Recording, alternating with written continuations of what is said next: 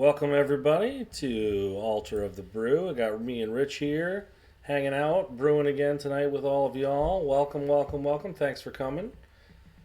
Appreciate you being here. If you're checking out the stream later on YouTube, thanks for being here as well. We're looking for some fresh new stuff to brew, some stuff that's come out recently. I feel like every card recently says the word artifact on it. Or draw a card. So there's that. So I was like, okay, we gotta let all the Urzas are blue and Azorius, and it's like, oh, we got something a little different here. Was there anything from our childhood beloved Transformers that is worth messing around with? Some of them are like Pretty bad. super lackluster. They're just like, they're rough cards. Would you like a mediocre effect for a lot of effort? So I was like, okay, is there anything in here worth messing around with? So yeah, I appreciate that they made like Transformers cards, but I have to be honest, the fact that they don't have the word transform on them is just an egregious oversight. True. More than meets the eye. More than meets the eye, totally reasonable. But, say then you may transform this card for that man. It's egregious. It's awful. It's a terrible failure. But we're working with Blaster Combat DJ tonight, and this seems like such a sweet commander. First of all, it's in Gruul, the two best colors in all of Magic, in my opinion. They're just amazing. Other than black, white, and blue, which are the other best colors in Magic. I don't know. It seems like a really neat commander. Let me go ahead and read this and tell you what it does. It's 3, a red and a green for a 3/3 legendary artifact creature robot. Would have thought. It has a more than meets the eye ability, so for 1 red and a green, you can play it converted for that cost, which would be the back side of it. We'll get to that in a second.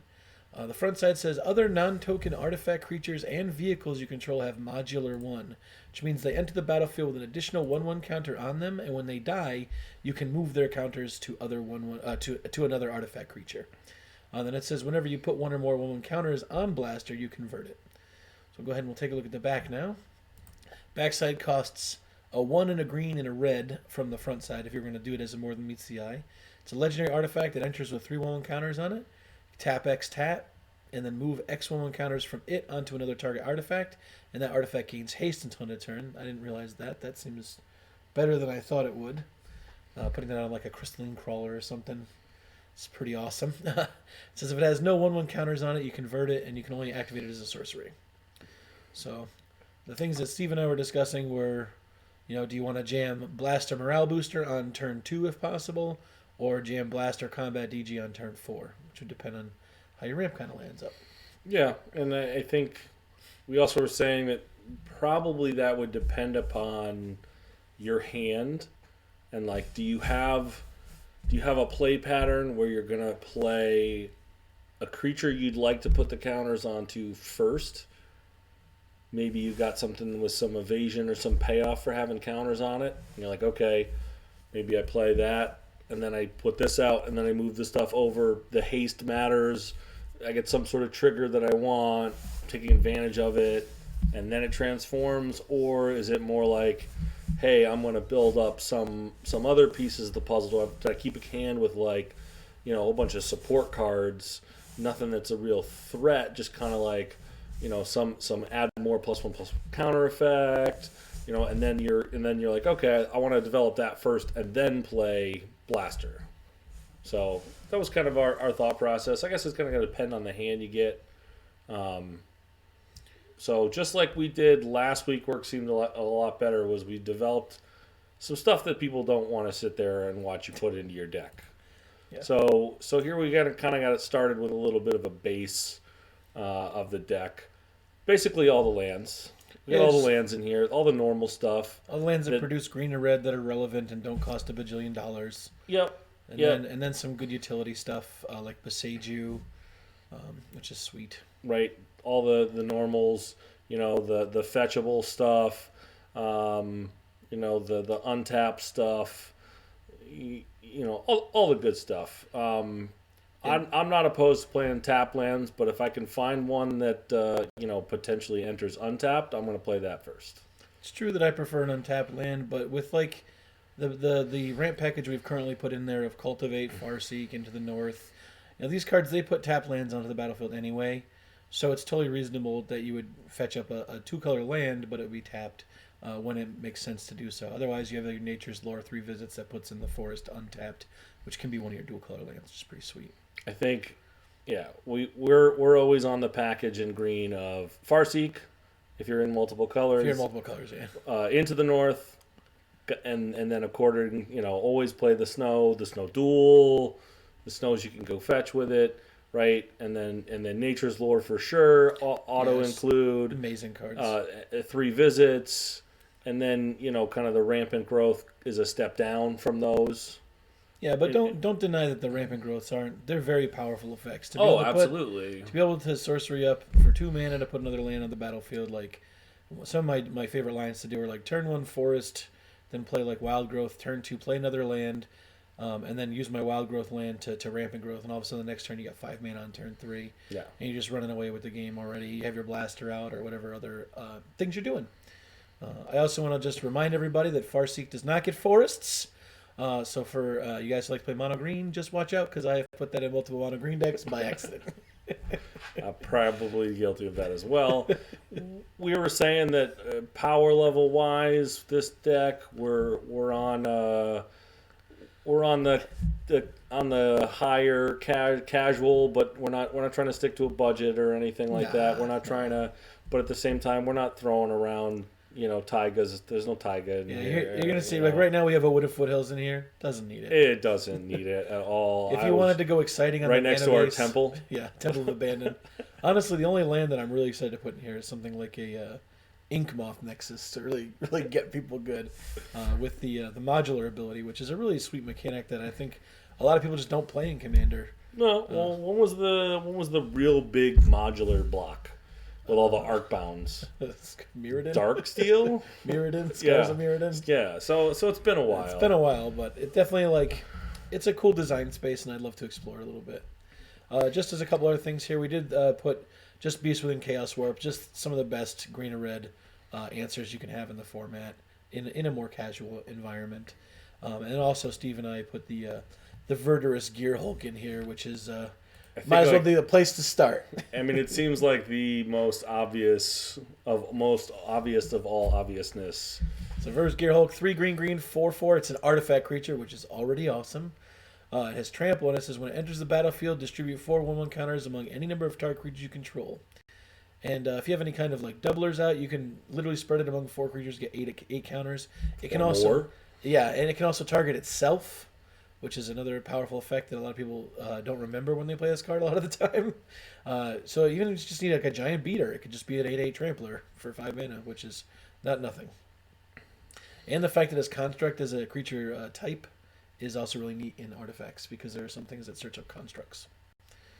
So I'm definitely down to say, where should we start? 1/1 counters, artifacts. Do you want to start with the kind of like we talked about, like a setup card, stuff like your hardened scales and stuff that you're like. I mean, it's not it's stuff that you just got to get out of the way when you're building a deck with +1/+1 counters. The must-haves, right? So definitely hardened scales. I don't think this is necessarily a doubling season deck unless we got into a whole bunch of token creation, but branching evolution, which is the lower to the ground version, hands down amazing for this deck. There's nothing in here. There's nothing in the design space currently that makes me want to lean towards doubling season. Usually really good with planeswalkers or lots of tokens. Right. Whereas just for the 1/1 counters, you can do so much better job with branching evolution and hardened scales. For those of you who don't know, these both are pretty much the same thing, right? Oh, no. Branching evolution is 2 and a green enchantment. It says if a 1/1 counter be put on a creature you control, double that many counters are put on. Hardened scales says that if a 1/1 counter be put on, an additional one is put on. Still very powerful, both effects, especially with Blaster's ability of creatures already enter with a 1/1 counter as long as they're an artifact creature or a vehicle. So now, even with hardened scales out, all your creatures are getting 2 1/1 counters, and then with branching evolution, initially they'll get 2 1/1 counters, but if they enter with counters already and then Blaster gives them a counter, and then you double it with. You can see where this is going. It's gonna be really insane. Yeah, we're gonna get a lot of counters if you do it that way. What other ones was the other Gruul one, that the newer one that came out with? There was Invigorating Hot Spring. Invigorating Hot Spring. Yeah, this is a sweet card. It's also got a monkey on it. Big fan. The monkeys. Yes. And it's a 25-cent card. 25-cent card. Kibo? Kibo. Kibo, yeah. This is Invigorating Hot Spring, 1 in a green and a red. When it enters battlefield, 4/1 counters on it. The modified creatures you control have haste. That means if they have an equipment or an aura or a counter on them, they're modified. You can also remove counters from a Hot Spring and you put a 1/1 counter on creature you control. And you can do it as a sorcery and only once per turn. But it's just neat that it has all these different abilities on it for a really cheap, almost cost nothing, 25-cent enchantment too. And who's to say that those are the only 4 it's going to have on it? You got ways you can move counters around. We can proliferate counters. We can do all kinds of stuff so that that's not just like a one and done. And you know what? The modified creatures having haste thing on its own is that's powerful, very powerful. right? Because even though our effect on the backside of our commander gives haste with the activation, we don't have it on the front side. And I think that most of the time this deck is like it's going to be like an overwhelm with value and then kill everyone with combat damage for the most part kind of deck. That's what it looks like it's going to be. Yeah, I would think so. I don't think this is like a... This is a very fair, fun commander deck. Yeah, because you're looking to make big, crazy creatures. This is also the kind of deck that I like to put some good card draw in, but I'm not a tutor deck. This isn't a worldly tutor deck to me. This isn't a fast mana deck to me.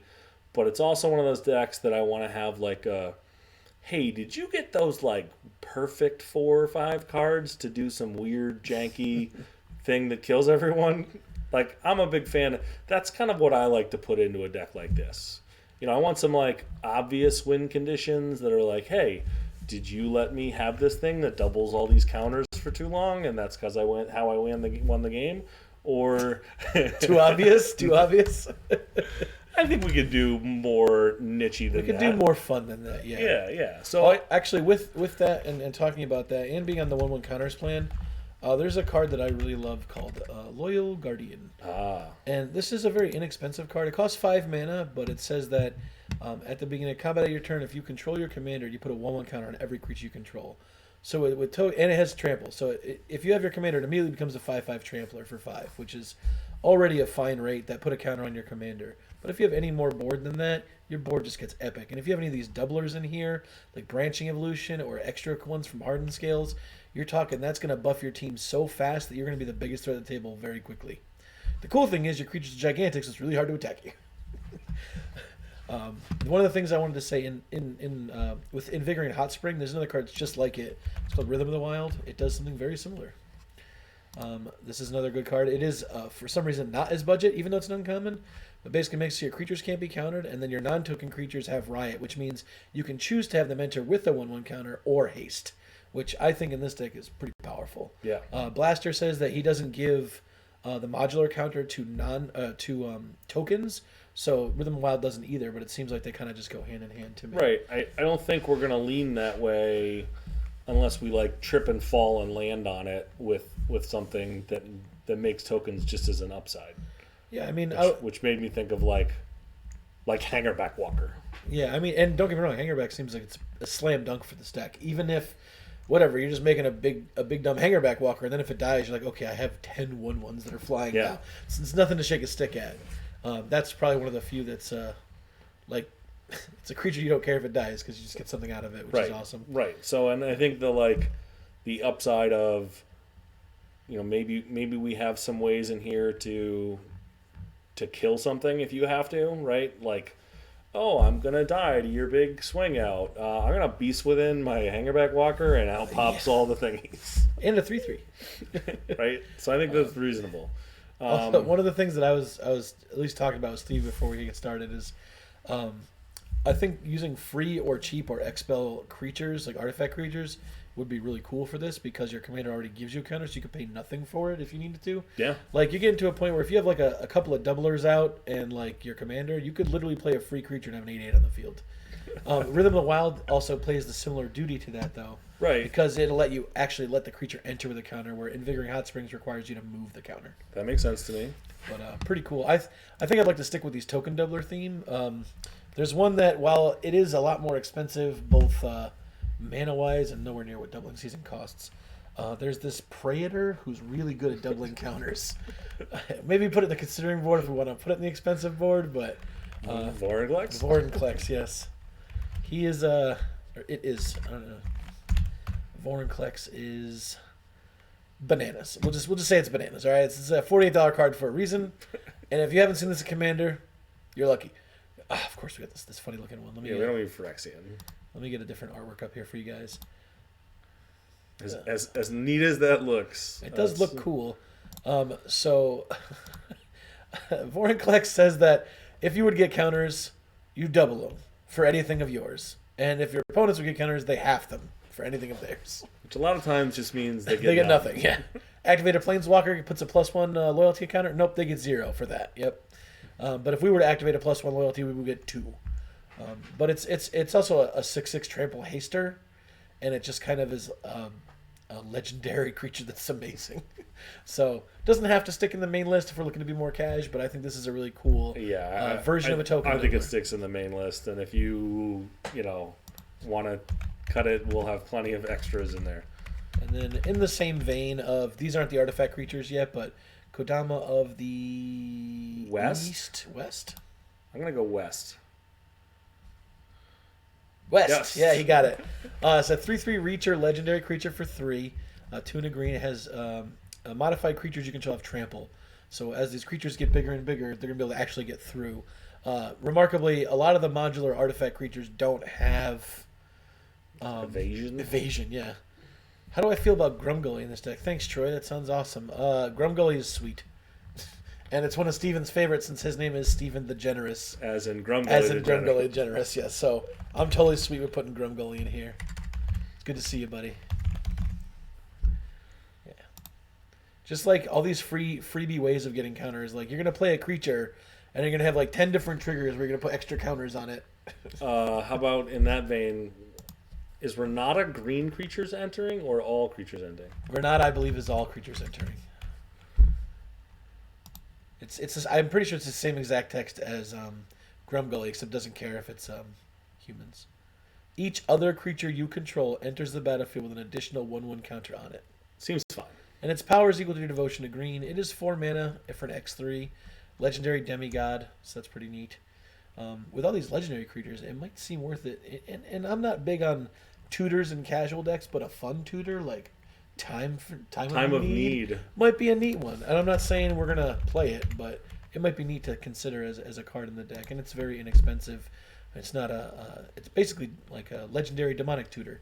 I don't know if a lot of people know about that one. That's a pretty neat one. Yeah, it recently got reprinted in the Time Spiral Remastered, but it was originally in like Kamigawa block, like Fifth Dawn or something. Yeah, sure. Yeah. But 2 mana, search your library for a legendary creature, reveal it, put it in your hand, shuffle. So it's a green legendary demonic tutor, basically, which is pretty neat. Any other support ones that we were thinking of in that same add a counter when things come in kind of vein? I mean, there are a ton of them. Oh, the other one was the Hydra, right? Yeah, the new one, Benevolent Hydra. A new Jumpstart Hydra, yeah. I don't actually know this card very well, so let's go ahead and take a look at it. Benevolent. I know it's green X. Oh, it's only $11. I thought it was a lot more than that. Well, I think even that, like when we saw the first kind of Jumpstart come out, prices were high. Think of like Emil was like $40 when it first came out. Now it's like $5. Right, right. They printed it again and something else, and I don't feel like that card is sticking at that price because that's a card people are going to want to play. This one, Benevolent Hydra. Oh yeah. I think they're going to print. I think that card will. People will open more of that product. First off, sure, yeah. I don't think that's probably it'll probably come down just on that alone, and then that seems like a card they'll reprint. Because that can go just about anywhere. And people love Hydras, too. Like, it's definitely becoming a more popular creature type these days with things like Zexara and the Gargos and stuff like that. Yeah, for sure. But this one reads, X green 1/1. When it enters the battlefield with X 1/1 counters on it, which could be 0 because it's already a 1/1. You could literally just play it for 2 as a token maker, 1/1 counter maker. It says if one or more 1/1 counters put on another creature you control, that many +1 are put on as instead. And you can actually remove counters from this to put counters on other creatures you control, which would give double the counters because of Benevolent Hydra, which is pretty sweet. How do you what a sweet card. How do you feel about the background that does this? I didn't know there was a background that does this. Master Chef. Mr. Chef. Let's take a look. 2 words. Yeah, I did hit this base. I just didn't go through that time. Let's see here. See if that may be something you want. 2 and a green. Commander creatures you own have this creature enters the battlefield with an additional 1/1 counter on it, and other creatures you control enter the battlefield with an additional 1/1 counter on it. It's basically a doubles Blaster's effect. It's just like, it's a lot like all these other ones we have. Yeah, I think it totally rock it in this deck, no problem. Yeah, I've seen been liking a lot more just backgrounds in the really 99. like the backgrounds in the 99. Yeah, they're really powerful cards a lot of the time. Now, especially in a strategy where you're like, my deck is way better without the commander, and I'm probably going to cast it more than once if people remove it. Right? If you're like, oh, I'm playing my 7-drop creature that like comes in and slams and either takes over the game or wins the game on the spot right there, I'm not as high on them. But if you're like, hey, I got a creature that maybe I can get out as a 3-drop, maybe out again as a 5-drop, maybe maybe we're playing our thing on the backside first at 3, then it gets killed, maybe we play it on the backside again at 5, maybe we play it on the front side at 5 first, I think maybe more my play pattern might end up being play it on the front side for 5. If it gets removed, play it on the backside for 5 again. Yeah, that would be a totally reasonable play pattern, especially because you can activate it. And then just as another benefit, the backside is not a creature, so you can activate it immediately. Right, it's an artifact. It's a boombox. Yeah, it is a boombox. it's a boombox. It's a pretty sweet boombox. I loved your thumbnail for it. Alrighty. So as far as 1/1 counter support, do we want to continue going to that, or maybe some creatures to put the counters on? I liked Evolution Sage as a way of getting more counters. Yeah. It doesn't. Oh, I hit the wrong button, but that's okay. We'll look at it as an individual card here. So it's a 2 and a green elf druid for 3/2. When a land enters battlefield under control, proliferate. This card is awesome in my opinion. Yeah, I think it deserves a spot for sure. So, I mean, if we were playing like lots of fetches and stuff, and totally reasonable, and a lot of my friends know this. Like, I love like Evolving Wilds and Terramorphing. So you don't need expensive fetches. The new cycle from Streets of New Capenna is awesome. The ones that get one of 3 different types of basic land. Yeah. They enter, you sack them, you get a life, and you go get a basic land tapped. That's more than reasonable to trigger landfalls or to gain even a little bit of life here and there. Sure. So, I wouldn't mind an include. We'll modify our land base when we get to the end if there's stuff like that we want to, seems to make sense. I don't think we're gonna have a ton of landfall stuff because I just don't think we will. But it's totally reasonable that we could potentially have that kind of stuff in here. I did not put a Soul Ring in this deck. You might want to do that. I'll put a Soul Ring in here. And then is that a good card? Do you think people play that in Commander? I just was like, wait a minute. There are literally no artifacts on this list yet. I must have forgotten at least one. Is Soul Ring to Commander what Brainstorm is to Legacy, basically? Yeah, I mean, obviously. To Black Lotus is to Vintage? Sure. And all the boxing. Man, Vintage seems sweet. We should play Vintage Commander. That'd be baller. There are many no-rules Commander lists out there. People do it. So I have a few more here that I was looking up. I built this Commander deck before, Shishiro the Shatterblade. Yes. I built it for its making tokens ability, but with the Time of Need tutor that we have, it's basically like having 2 copies of it. This is a 4-mana 4/4 legendary Snake Samurai, which is already hilarious. It says whenever an aura equipment enters the battlefield under your control, you make a 2/2 red spirit with menace, which is a really good creature for just casting your spells. But then the reason that we're going to play it in this deck, or maybe consider it for this deck, is at the beginning of your end step, put a 1/1 counter on each modified creature you control. So just the fact that you can do spread counters every single turn without having to invest more and more into it seems really powerful to me. It's one of the reasons that I like this Loyal Guardian so much. Because you don't have to work for it. You don't have to be like keep casting spells to get 1/1 counters. You just keep it on the board, protect it, and then, you know. Is it still alive? Okay, it's adding value. Yeah, it's adding tons of value. And then because it came out 100 years ago, and it's still an amazing Magic card, I love Forgotten Ancient. Yeah. This card is... Oh, hold on. I gotta do something here. How do I change the way it looks? I clicked the wrong thing. You want to do the arrow at the right of it. Ah. Yes, that one. That one. Switch printing. Switch printing to the good one. There's no good one. It's just the one that I prefer. You might have to load more at the bottom. I have to load more. It's an old card. It's been printed 1 billion times. The man wants a Scourge. Yep. There you go. So this is Forgotten Ancient. It's a 4-mana 0/3, which is not a good rate. It's Elemental, not a 0/3. It's a 0/3 for like 0.1 seconds. Even if somebody tries to kill it with a spell, it's a 1/4. So basically it says whenever a player, any player, you, your opponents, Your that guy mom, down the street, your sister, you get a 1/1 counter on Forgotten Ancient. And then with our doublers and our extra counters, it gets big fast. But the sweet spot on this card says, beginning of your upkeep, you can take those 1/1 counters, distribute them however you want among other creatures. I don't know if you can do your opponent's stuff, but there might be a line where you could do that. play the generous patron. Well, it might be reasonable to be like, hey, I'll buff that thing if you kill that player over there. But realistically, like, when you move those counters around and you have things like Branching Evolution or Hardened Scales, like, say you move one counter and you have a Hardened Scales and a Branching Evolution, you just put 4 counters on a creature. Yeah. It's pretty disgusting to only move 1 counter and get 4. So, I mean, anybody who knows about counter synergies, it's pretty bonkers when you get the trainer rolling. You know what I mean? I don't know if you think of any other things that benefit 1/1 counters. I'm looking here and I'm not seeing any more. Troy says, with Micah's Atlantis, your Avenger of Zendikar and all the plants it makes are now modified. That's true. Well, unfortunately, Troy, the blaster does not count the tokens for modular. Mana Gorger is a solid pick too, though. Although one of the things that we got to watch out for is we're building a green-red deck with no artifacts. So the artifact count is currently at 1. We'll have to improve that with the next 36 cards. I think they're mostly going to be artifacts, I which think is funny. We kind of wanted to get the other stuff out of the way. Yeah. Can we? Are we good to move on? Or we got any more? I had one more, and I wanted to discuss it with you. I think it's an expensive card, but I would be remiss if Troy didn't kill me with this card at least a gajillion times and not offer it as a card that would be reasonable to play in this deck. Yes. Colonian Hydra. So this is called Colonian Hydra. It is a 3/green Trampler 0/0 that enters with 4 1/1 counters on it, which isn't bad. 5 mana 4/4 Trampler is not the best rate, but when it attacks, you double the number of 1/1 counters on every creature you control, including itself. And I got to tell you, that's amazing.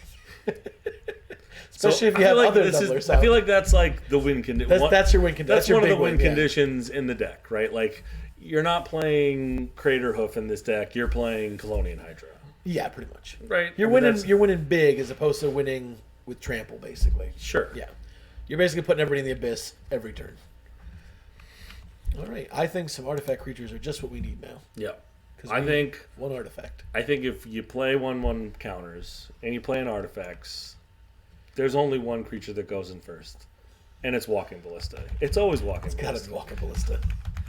This card is just amazing. It does everything in the entire world. And to be fair, especially in this green-red deck where your removal is more limited than you would have in like red and white, or excuse me, black and white, this is a sweet removal spell in this deck. Right. And the fact that it's green in a green deck means you could get it back because that's the nice thing about green is there's a lot of regrowth type effects. We even have an MDFC here that does that. Yeah, I always got to throw that in there. I threw the Belagad recovery in here, which is bonkers amazing. Yeah, Rich and I continue to always be MDFC fans. They're just free to play. That's the best green one by far. Oh yeah, there's a reason that this uncommon from Zendikar new standards is 550. Yeah. So it's definitely what we got here. Traxos WinCon. Whatever, Troy. I'll throw it in, man. You got it. Traxos, yes. Yeah, Traxos is bonkers. I love me a Traxos. You know what's better than a 7/7 for 4? An 8/8 for 4. So Traxos is a 4-mana legendary artifact creature. It's a construct, again, another relevant creature type. A 7/7 Trampler enters tapped and doesn't untap during your untap step. But whenever you cast a historic spell, that's going to be an artifact, a legendary, or a saga, it untaps, which is awesome. Because you basically just like attack with it after you cast your artifact, and then you just cast another one in the second main phase and you untap it, and all of a sudden it's a giant blocker too. This card, I have never been able to successfully kill anybody with this because it always gets killed right away. I know. But that to me says it's a very good Magic card. It also only costs 35 cents, which I appreciate. Right. Eat removal, that's fine.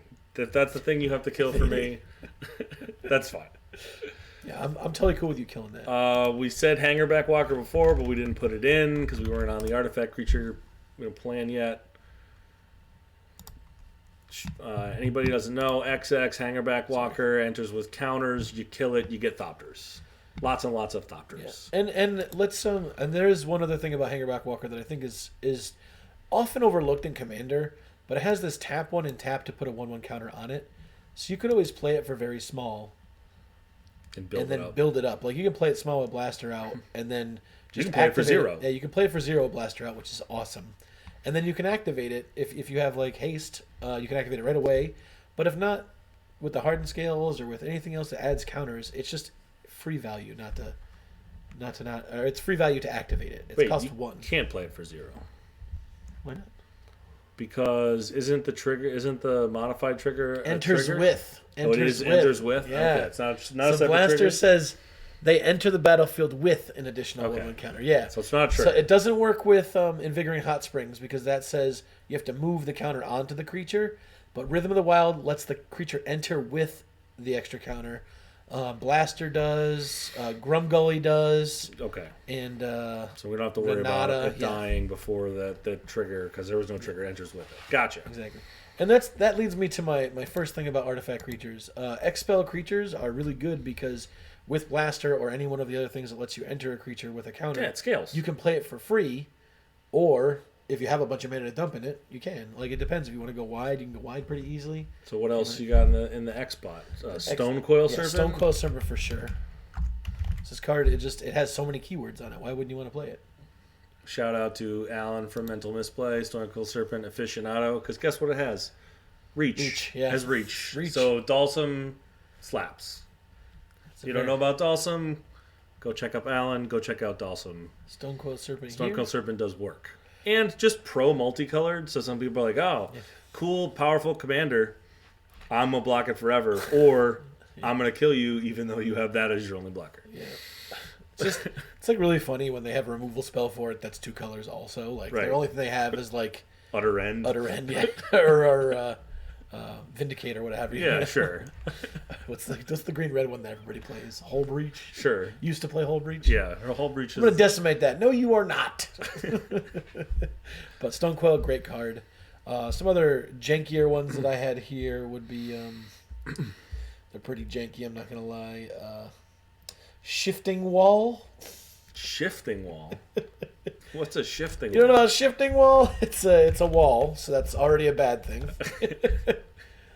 But Rich, what are you doing to me with a shifting wall? I wasn't sure if you want to just make big creatures, but it counts as a wall, and it comes into play with X 1/1 counters on it. So you can pay X, you can pay 0 with Blaster out, and it just comes in with counter. But the reason that it's cool because it's a free modular creature with Blaster out. So if you find a way to get these things to die, or if you want to sacrifice them to really pump something up, you basically use this as a pump spell in Sorcery Speed. Okay.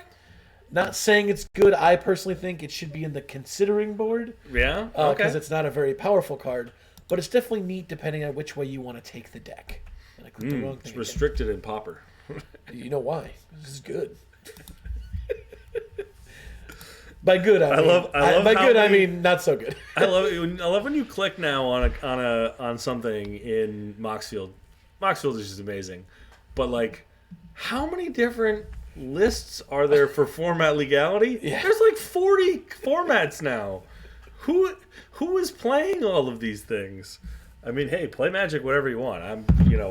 Whatever makes you happy. I'm all for it. So, but I don't even know half of them.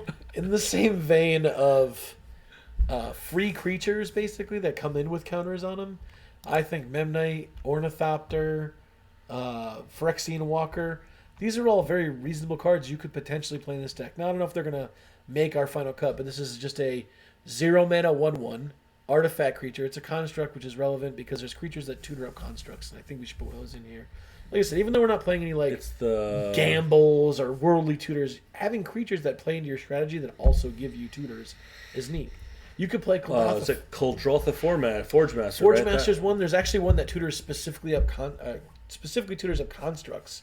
It is. I thought that was the Kuldratha Forge Scrapyard Recombiner. Ah, Let's bring that's this bad boy up.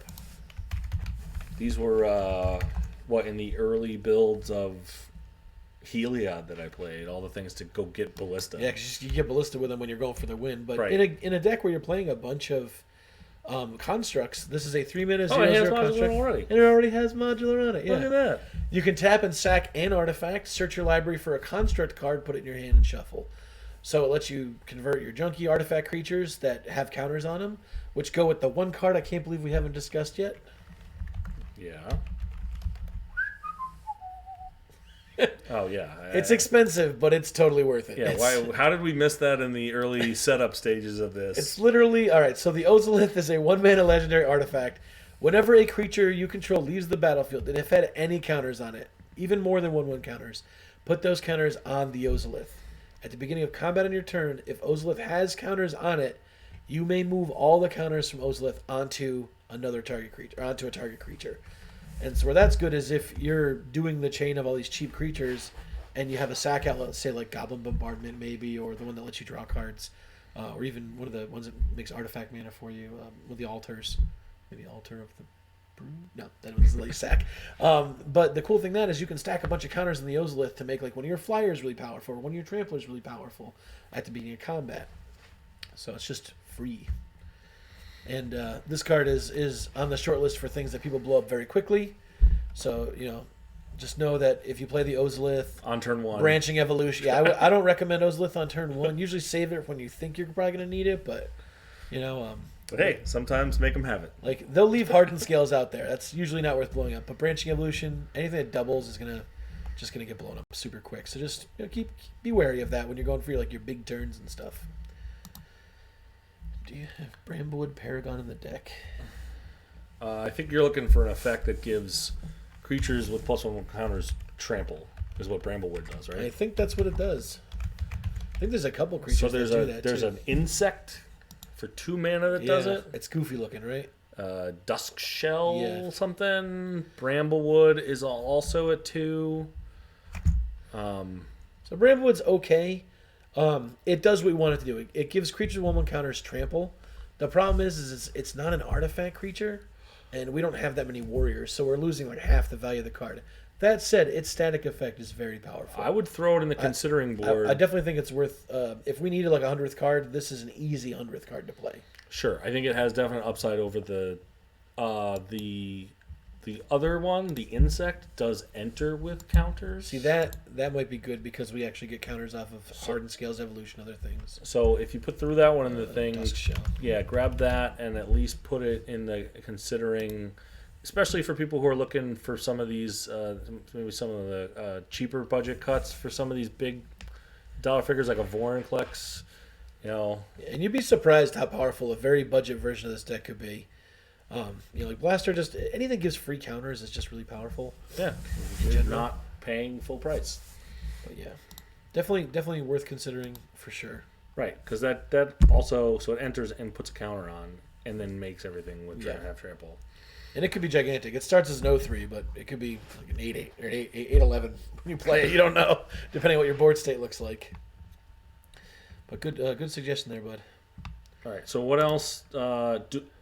So I think one of the things we talked about was maybe having that flexibility to be able to dump a creature at instant speed, and I think what's one of the Arcbounds does that, right?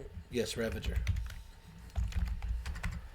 So The best modular creature ever printed if you played Modern. sure. So Arcbound Ravager is a 2-mana Oh, artifact creature beast. We'll get you a different artwork up there. that's a unique looking one there. But it's a 0/0. It enters with 1 counter from its modular ability. We'll put the classic one up here because I like that one a lot. Just like a beast car. It is an artifact creature beast, which is kind of funny. It's not a construct. It's one of the few that's really different. But it also has the ability that it can sacrifice any artifact, including itself. Where a lot of times it'll say sacrifice another artifact on many artifact creatures. The strength in Arcbound Ravager goes, you sack everything, you put all its counters on Arcbound Ravager, then you sack Arcbound Ravager to put your counters on something else. It basically gives you protection against like artifact wrath and stuff like that. Because at least you can protect your counters by putting them like on your well, not on your commander, but on a non-artifact creature or something similar. You know. Why can't you put him on your commander? Because he's an artifact, and if they're blowing up all the artifacts, he'll go too. Oh, I thought you meant for against targeted removal or something. You know, but it's definitely it makes target removal very hard on anything but Arcbound Ravager because you can just sack an artifact in response. It's a very, very powerful Magic card. Maybe time to hit the Scryfall, hit the modular list, and see what modular creatures there are. Sure. Do we like any? Also, it's one of the things that I'm overlooking with Blaster here is he does trigger for vehicles as well, so it might be something to consider.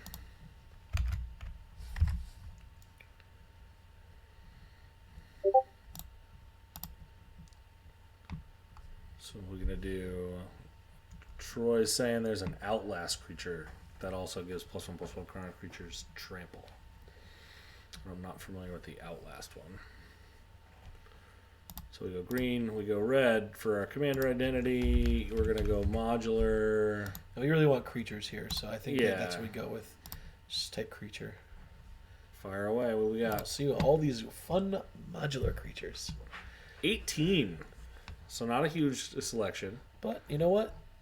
This is good. This is a good start. So, Arcbound Bruiser, 5 mana, 0/0, modular 3. Doesn't seem very good.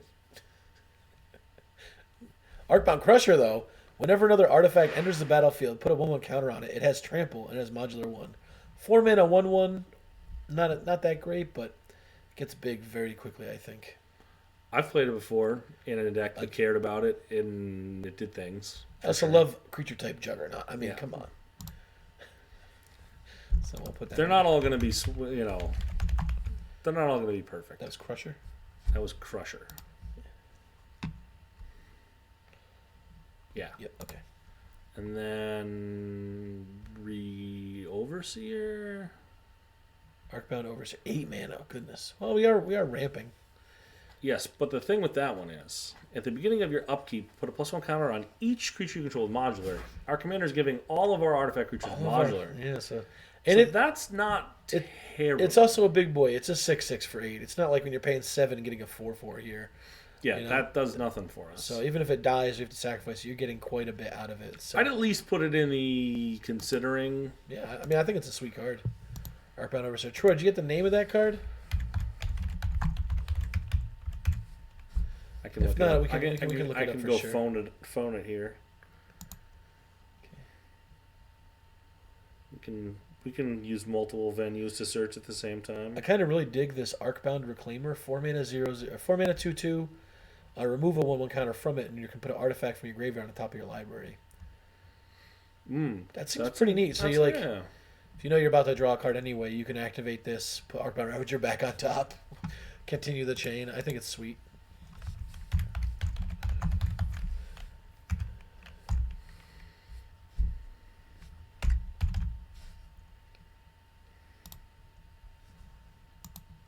Surprise, surprise, all these cheap modular creatures are suddenly getting expensive. I wonder what that is.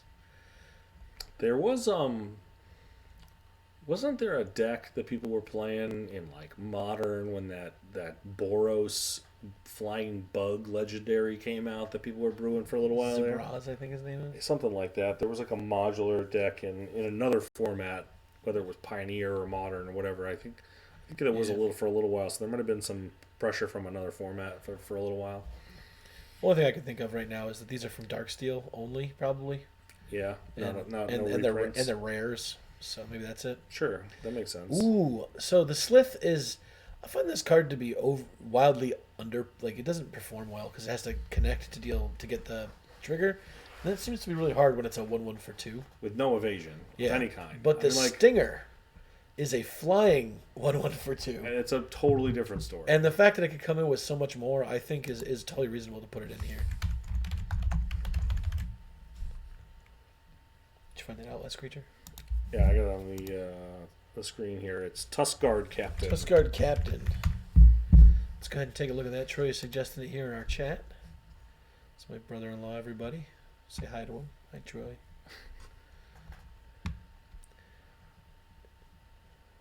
I forgot the name of it. Tuskguard Captain. Scroll down. Oop, a little too hard. Tuskguard Captain, 2 and a green. Human Warrior for 2. It's a 2/3. Each creature you control with a 1/1 counter on it has trample. And you can pay a green and tap it at sorcery speed to put a 1/1 counter on it. So it's another. It seems like it's another version of like the branching, the Bramblewood, the Dusk Shell. Like I said, very very good card, and I think that right now we're just digging for artifacts because we're a little low on our artifact count. Probably cutting some of the stuff we already have. Want to put that in the considering? Definitely in the considering for sure though, because it's a sweet card. You know, if you want to budget out or, if you just have that and want to play it in your deck, that's a sweet thing to do. Very reasonable. So there are modulars here. This one has Menace, which is a very good ability. Whenever you cast a spell other than your first spell each turn, put a 1 counter on it. I dig that. And it's a dog. So second spell, third spell, fourth spell. Yeah. Yeah. And then with any doublers or any additional counterways, this thing gets big quick. And Menace is a sneaky good evasion. Yeah, Commander. Sure. I'm fine with it. So it's called Arcbound Tracker.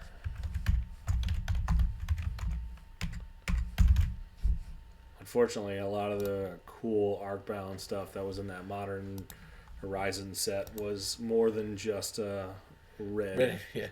Yeah, there were some real sweet ones in there. Anything else you want to... I think that's it for off the modular list. I don't think Sunburst is really working for us. No. In our 2-color deck-ish. Arcbound Whelp, it flies, which is nice. But 4 mana is kind of a heavy cost for a 2/2 fire breathing. I don't think that's... It's not bad. It's not terrible, but... I do like Arcbound Worker just because it costs 1, but I think we could do better probably. Yeah, I think because we don't... We're going... Seems like we're doing the more bigger... The bigger aspect of it. Trying to hit with the boom booms. Yeah, that makes sense. Let's see here. If I can think of anything else over here. Alright, so this is one that Steve was playing in the Kibo deck. Simeon Simulacrum. This is one that I thought was pretty neat. This is a 3-mana 2/1 that when it enters the battlefield, you put 2 1/1 counters on it. It is an artifact creature ape. And then it has Unearth for 2 green and a green. I don't know what you think about that, but basically it's a 3-mana 4/3. Yeah. And that's already pretty good. And the Unearth lets you just... anytime you, like... You're going to get big counters on this. Now, granted, it has no evasion. It is a dinky ape, 3 mana, 4/3s. Doesn't do anything, so... Definitely, I think it's interesting to me that it's a rare, but... Yeah, definitely. Oh, sorry. It's 2 1/1 counters on target creature you control. Yes. That's what makes this card strong. Right. Yes, so you could make something very, very good. Yes. Yeah. I think one of the big ones you had on this was the Crystalline Crawler. Oh, very yeah. very rich card. It's a very rich card, yes. 2 L's? Yeah. Yeah. Come on, darling. There it is. So Crystalline Collar, I'm going to give a shout out to my buddy Colin. He's the one who turned me on to this card because I totally overlooked it in Commander. 4 mana artifact creature, construct, so you can tutor for it with the thing. It has Converge. It enters the battlefield. X 1/1 counters on, or 1/1 counter on it for each color of mana spent to cast it. So in this deck, likely going to be 2. If you have Blaster out, it enters with 3. We do have an Exotic Orchard, so we technically could get a third color. Technically. And if you have the Exotic Orchard, might as well, right? Seems easy enough. I mean, they're literally like $3.99 dollar-wise. Exotic Orchards are like... Yeah, 35 cents. That's an exaggeration. That seems exaggeration. If you need one, I probably have 100. Yeah, come talk to us. We have 100 between us, no problem. Let's see. What was the creature? So Crystalline Crawler has a sweet ability where you can tap it to put a 1/1 counter on it. Again, good with the doublers or additional counters. But the strength in this card comes from the remove a 1/1 counter from it to add a mana of any color to your mana pool. And that is awesome because it's a ramp card. Basically, when you start doubling your counters on it, or you can hit it with a bunch more counters on it, even just activating it a couple times, it's a good way to store mana. But it's also a big creature too, so it kind of just fills a lot of holes. And your artifact deck is pretty sweet.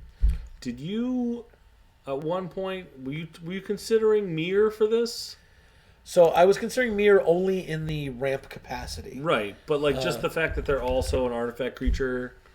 Yeah, I mean, for those of you who don't know, I love the Mirror tribe. I think it's really cool, and I think that there's all these different Mirror that do pretty modest things for Magic, but they're just really cheap cards. They're really fun to play with. This is a Copper Mirror. It's a 2-mana artifact creature, 1/1 that taps for a green. Then we're going to put the red one in here too, which is Iron Mirror, I think. Sounds right. Yeah. That one's a little bit more because it's a red ramp card. There's not too many of those in red. But same thing, just taps to add a red. Totally fine. There's an Infector in here, which might actually be reasonable to play.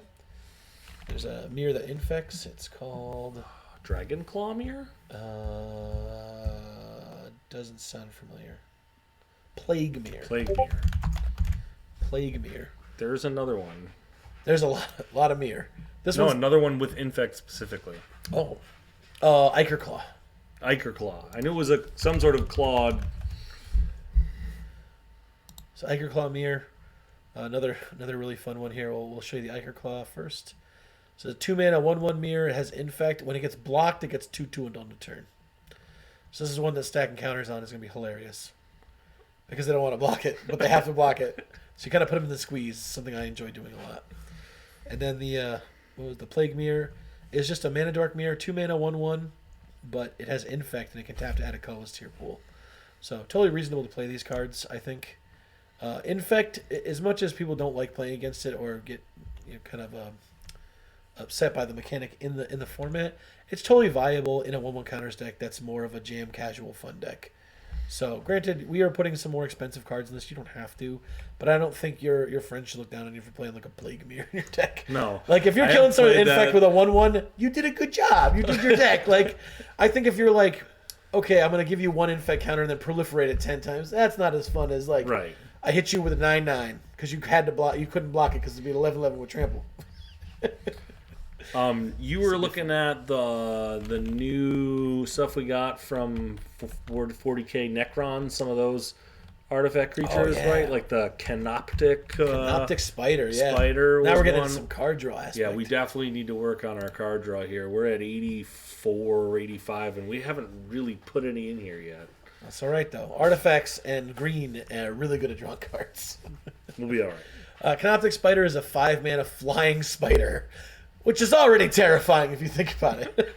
It's a 4/4 artifact creature, so it still works with Blaster as your commander, so you basically get a 5/5 flyer, and it's modular. So whenever another non-token artifact creature or vehicle enters the battlefield in your control, draw a card.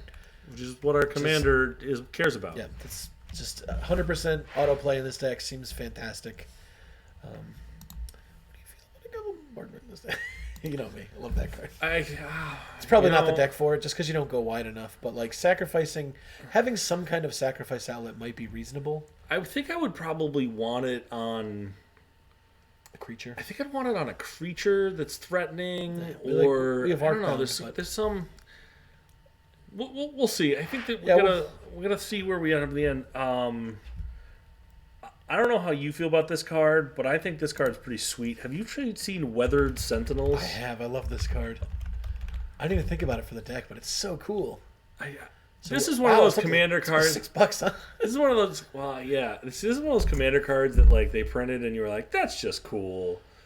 Because it's it's got 3-mana 2/5 with Defender, Vigilance, Reach, and Trample. It cannot attack players who attack you. It can attack players who attacked you during their last turn, as if it did not have a defender. And then when it attacks, it gets +3/+3 and gains indestructible in the turn. So somebody hits you, yes, and you get to swing back with our commander making it at least one bigger. Yeah. So now we're talking 6 damage, indestructible, vigilance, and trample. For 3 mana, I'm all in. I'm all in. This is a perfectly designed card to me. It occupies a really fun space in the game of like players don't want to attack you, so that kind of puts them in the squeeze of like they send you. Well, now you get the neat creature that can attack back. So I personally love this card. I love the keyword soup. I think it's hilarious. Also, look at a card that says Defender with Vigilance and Reach, but also Trample. I think it's cool. You don't see a lot of cards like that, and I totally dig this. So it also helps us out with the fact that I don't think we really have a lot of flying defense yet. And we're probably not going to be too high on a bunch of removal in this deck. I have a spider. It is a flying spider. That's a terrifying flying spider. Why does it not just have reach? I don't know. It must be somebody in the world of 40k lore could tell us more about why that is. So we'll explain why this is the most terrifying Magic card ever printed. Spoiler alert, flying spiders, pretty terrifying. Speaking of things that are terrifying looking and fly, how about Liberator Urza's Battlethopter? Because, sometimes Thopters need a face. A really scary looking face. So this is Liberator, Urza's Battle Thopter. It's a 3-mana legendary artifact creature. The creature type's Thopter. It's a 1/2 flash flying Thopter that says you may cast colorless spells and artifact spells as though they had flash. And then it says whenever you cast a spell, if the amount of mana spent to cast it is greater than Liberator's power, put a 1/1 counter on it. And because it has those words, put a 1/1 counter on it, it seems reasonably playable. There is a mirror that does this too. It's a 3-mana 1/1 mirror, 2/2 mirror. It gives all your artifacts flash. And this thing is a strict upgrade for it in every sense of the word. And because it's legendary, you could get it with time of need if you felt like you needed it. I think it's also kind of playing into this idea that the modular mechanic that we have here is we kind of want to put people in a really difficult position who are trying to defend against our attacks or attack into us. I think we're going to be more aggressive, but at the same time, this whole concept of I have a board, and if you pick to block the wrong thing, I can just move everything around and lethal you out. Yeah. Right? Like, oh, you can't block that thing? Sack everything over here, it goes over there, and I'll murder you. Right? Like, oh, you have a valuable creature you think is going to stick around? Swap, swap, swap, right? So you can flash this thing out, flash another thing out. I like combat tricks Oh, yeah. in Commander when they're not, giant growth. I also want you to know that this is a legendary creature. You could build this as a commander. I don't know who would be foolish enough to build Liberator as a commander. I did it. I built it a couple weeks ago, and it was ridiculous. It was an awesome commander. Turns out just playing a bunch of colorless, powerful cards is really good. Yeah, I mean, that works. And every land is basically a utility land, but that's for another day. We talked about removal, but not removal. I think the new caustic caterpillar, which is an artifact, the Haywire Might, is definitely where we want to be. Yeah, this card's sweet. It checks all the boxes. It does something. It is a artifact creature for us. 1 mana, and when it dies, you even gain some life. Tap a green, sack it, exile target non-creature artifact or non-creature enchantment, which is going to be like your Rhystic Studies and all your Smothering Tide, those kind of things. Easily deals with that stuff. Did you at one point had mentioned this might be a workhorse deck? Is this a workhorse deck? I don't know if our mana costs are getting high enough to need a workhorse, but I would love to put it at least in the considering board. So workhorse is a fairly old Magic card. It's from Stronghold. It was recently printed on the list, or the Mystery Stronghold's Boosters. the door, isn't that? Sorry, Exodus. My bad. Kids, man, they ruin your brains. So it's a 6 mana that enters with 4 1/1 counters. Artifact creature. I actually don't know what the creature type is. I want to say horse, but don't quote me on that. We'll look it up eventually. But it has an ability that you remove a 1/1 counter from it to add a colorless mana to your mana pool. And it says use this as a mana source, which is old text saying that just add a mana. But the cool thing is because of 1/1 counter doublers and 1/1 counter adds, this thing can actually become a really big ritual, or just be a good storage space for colorless mana if you needed it. It goes really well with Liberator, holding up basically colorless mana when people think you're tapped out, which is also pretty neat. You can also flash it in, take the counters off. You very well could, yep. Block something that's bigger because you flash a spell that's bigger, and chain up. That would be pretty funny. Workhorse is just type horse. Type horse. I called it. And for those of you who, like myself, love Emil the Blessed, Workhorse is hysterical. It's not in my super powerful version of the deck, but in the earlier versions of the deck, which also could win with Altar of the Brew, you can just blink Workhorse infinitely. Yeah, it just goes infinite. Which is pretty hilarious. So if you need infinite ATBs with Emil, and it's colorless, which fits in any deck. I still think it's more of a considering board fodder for this particular version. But if we were playing a bunch of the big boom boom artifacts that were like 8, 9, 10 mana, I think that thing is a slam play.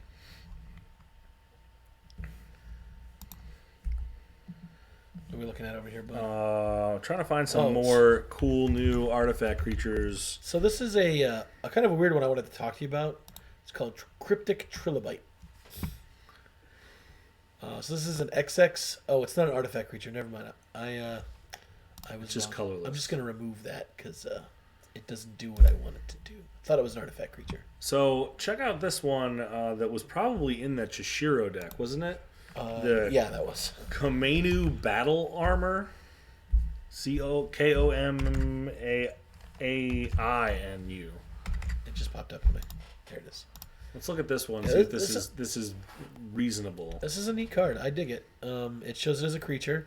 So it's a 2 and a red 2/2 artifact creature equipment dog. One more time. Artifact creature equipment dog. Yeah, it's funny. It has menace, which I love. It gives the equipped creature that you would reconfigure it to 2/2 and menace. But whenever it or the equipped creature deals combat damage to a player, you go to each creature that player controls. And that is a very powerful way of protecting yourself if you can get through on a big attack. Or give this, obviously it has menace, but if it had like, I don't know, Death Touch and Menace, they're really hard to block. Or Trample and Menace is also hard to block because they had to put a lot of things in front of it, especially if it's very large. So I don't know. Always thought it was a neat include. It's not the strongest effect, but I think the goad's relevant. Yeah, plus, and the cool thing too is like, yeah, it's 3 mana 2/2, so it's a gray ogre with upside. But for 4 more mana that you just equip it to a creature, now that creature gets 2/2 and menace. And that is very powerful. Also, and then, for folks that probably don't know this, about these equipment creatures, if the creature it's on dies while it's equipped, it falls back off as a creature, if I remember correctly. So you still get to keep it. Yeah. If it's reconfigured as an equipment onto the creature. Yes. But it just adds some additional value to, handling board wipes or removal and stuff like that. Definitely neat cards. There's a bunch of these equipment creatures from the Kamigawa block that are really neat. Are we going wide enough to play my favorite go wide artifact creature? Sai? No. Just kidding. Steel Overseer. 100%, yeah. Steel Overseer is a snap play in this deck. I don't think there's any creature that's more appropriate. Because it literally is just a 2 mana 1/1 that says tap, put a 1/1 counter on each creature you control. Artifact creature. And artifact creature you control. And it's construct. That's Scrapyard Recombiner. This thing's going to be doing some work. Is there any justification in this list for us to play a Liquid Metal Torque to turn any of our things into artifact creatures that are not? I think we could do it. I think it seems fun. fun. Is there a payoff that we care about so far? Is there anything?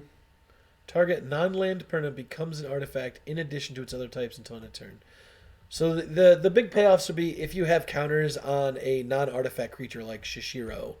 Or the Hydra. Or the Hydra or anything like that, and it would go to die, or even Forgotten Ancient. Somebody would kill it with like 13 counters on it. You could turn it into an artifact and then move those counters with Modular. That seems like it might be worth... I think it's worth the ramp slot. I have no problem like pulling these Farseek into the North things out if we're having more ramp like Liquid Metal Torque, like these Mirror. That's totally reasonable because the deck isn't really all that intense on the color costs right now, right? Especially with as many artifact creatures as we're planning to play.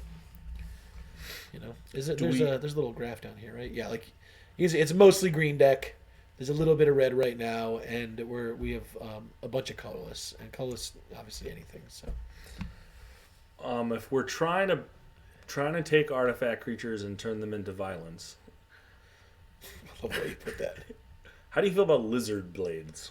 So we want to give double strike, huh? I like Lizard Blades. I like equipments that are creatures in general. I believe it's 2 mana for Lizard Blade, if I remember correctly. Yep. So this is just another equipment creature. It is a 1 and a red 1/1 with double strike. It gives the equipped creature double strike for just 2. And as I've been playing Fire Shrieker since I started playing Commander, this card is a strict upgrade if you can play it in red. So 100% easy play, and it comes in with an extra counter on it too, because it'll also be a modular creature. So what is our artifact creature count up to now? Can we see that by scrolling down here? Do we have a way to do that? I know there is. I apologize. I'm not good enough at Moxfield to know it off the top of my belt. There you go. Is that what we want? Not really. That's our creature types. You're at 30 artifacts: ape, beast, construct, dog, equipment, golem, insect, juggernaut, lizard. Year for Exian roll. Those look like our creatures in So artifacts. 1, 2, that's 10, 11, It shows 12, 30 13, there, 14, listed. 15, 16, 17, 18, 19, 20, 24, 25, 26, 27, 28, 29. Yeah, so that is creatures. So we're at 30 artifact creatures. Is it worth the Joyra's toolbox? It has to go at least in the considering board. If everyone doesn't know about one of my stupid pet cards, This is not a stupid card. This is an amazing card that not enough people play. I play in all my artifact decks. I pulled this out of the archives. I played in in middle school. My block of choice was like Visions, Weatherlight, Urza's Saga, Urza's Destiny. That era was like probably my like big heyday of early Magic for me. And then I got out and I got back recently. So I've got a whole bunch of this stuff, and I dug this out when I was building Low Shield. Low Shield, yeah. And I was like, this card is hard to play around because holding up 2 colorless mana or more is just so easy to do. Granted, so what it is a 2 mana 1/1 that says tap 2 to regenerate target. Or not tap. Tap 2. Pay 2. Pay 2. No tapping. There is no tapping involved. Tap It's 2 very mana. important. Sorry, I say tap mana when I really mean to say pay 2. Yes. So it costs 2 to activate, 2 generic, regenerate target artifact creature. And while that doesn't stop the Wrath of Gods, Damnations, Path, Swords, it is so unbelievably easy to leave up 2 mana to protect anything. And one of the coolest things is that it lets you always win combat, almost always. And it also protects our commander because he's an artifact creature from any incidental death he might have. So I really, really like this card in here. Also, this is one of the few times I can actually see this thing growing to a good size that'd be reasonable, other than being just a hilarious 1/1 bug. It looks like a bug to me, even they call it a toolbox. It's a bug. It's a Joyra thing. It's a bug. All right, so I'm going to ask another question of Lay you. it on me. Is this a crashing drawbridge deck? I don't think this is a crashing drawbridge deck. But I think Considering board. it's definitely worth to consider. A crashing drawbridge. I think there's way better. You know what? It might be a crashing drawbridge deck. I'm just going to put that out there. Like, listen, this card has won more stupid games. You know what? Before the Concordant Crossroads reprint, if you were like, hey, I've got this green deck. I just want you to know that I put this in. What's the one that makes tutors up creatures every turn based on the number of counters it has on it? Like music counters or whatever. Yisan? Yisan, yeah, I had this in Yisan as a win condition. Because what you do is you basically go from 1 to 4 with this card, and it's so easy to win. So I would just go get I would get this on somebody's end step with 2, and then on 3 I'd go get the big tree that makes squirrels. That's 4. That's 3. Oh, And then it the is? Ivy Lane Denizen is 4. Oh, it is? So you use like your Oh, they're Quirion both Ranger 4. or your Scrib Ranger to just untap it and go get it. Then give the entire Squirrel team Forever Haste. If anybody doesn't know that combo, it's called the Oak. Scurry Oak. Scurry Oak and Ivy Lane Denizen. It makes infinitely big Scurry Oak and it makes infinitely number of squirrels. And then with Crashing Drawbridge, you kill everybody. And you can buy both those cards for like a Cents. quarter. Yeah. You find a penny on the ground, you can probably pick up those cards. But it is an infinite combo, and they do have to defeat it. If they don't, you just probably win. Yeah, but it's also like, they don't have haste, they're just squirrels. My only beef with Drawbridge in this deck is because we're stacking a bunch of counters, it has Defender and it cannot attack. It's not going to, So, while I think it's a fine card... we have the Invigorating for haste. We have the Rhythm of the Wild for haste. Yes. Commander gives haste. Commander can give haste on the backside. We could also play the lands that give haste too. There's lots in red. There's so many ways to give haste that are just better than that creature. I think. I just. But it's such a sweet card. Do you think that costs too many mana? What's our curve looking at right now? What's our curve look like? It's pretty low in this big chunky stuff. We got 1/6, no 7s, and 1/8. 5/5s, 7/4s. Yeah, we're looking like a pretty reasonable commander deck right now. So we're at 93. We got 7 more to go. What's our total value? Is another number I like to look at. 432 right now. No, a total. Total CMC. CMC value. 157 right 157. Now. So we're definitely pretty low to the ground here. I don't think this is the kind of deck that wants like artifact reducers in it. Wait a minute. I know what we need to do there in the last 7 cards. All right, let's see it. Draw cards. I do love drawing cards, and we're playing creatures, so I think like Shamanic Revelation maybe. Definitely the Return of the Wild Speaker for sure in this deck. Oh yeah, the best. The best. These cards are just. Is John Perry on? John, if you could give us a little history about Return of the Wild Speaker, is this card good? So this is sneakily one of my favorite cards in Commander. It's 4 and a green, so it's splash costed. It's an instant, and you can choose between drawing cards equal to the greatest power among non-humans you control, which could be a lot in this deck. Or at instant speed, you can give all your non-humans 3/3 untaunted turn. So if you have even just my Hangerback Walker died with 6 counters on it, and now I'm attacking you with these Thopters, and then now instead of it being 6 damage, it's going to be 24 damage. Have a good day. Like, it just gets in so easily, and it's so easy to cast, especially at instant speed. You can even cast this in response to a removal spell on your big thing, and draw the cards so you not feel like you're losing velocity in the game. What's the one we want for +1/+1 counters? Is it an Inspiring Call? I think so. Or is that the one that saves them? There is a creature that does it too. Oh, I hit my good old enter here. Inspiring Call. Draw a card for each creature you control, won't counter it, and those creatures get indestructible. It has 2 modes. That's the one. We definitely want that one. We definitely want that. We definitely maybe even want to put a Heroic Intervention here. I'm not sure. Because it's not an artifact. Like, how hard do you... play a Shamanic Revelation in this deck? You think we're going wide enough for that? I don't know. It seems like if we have a low curve, we'll be probably playing a bunch of junky things out. You know? And then also, like, with the...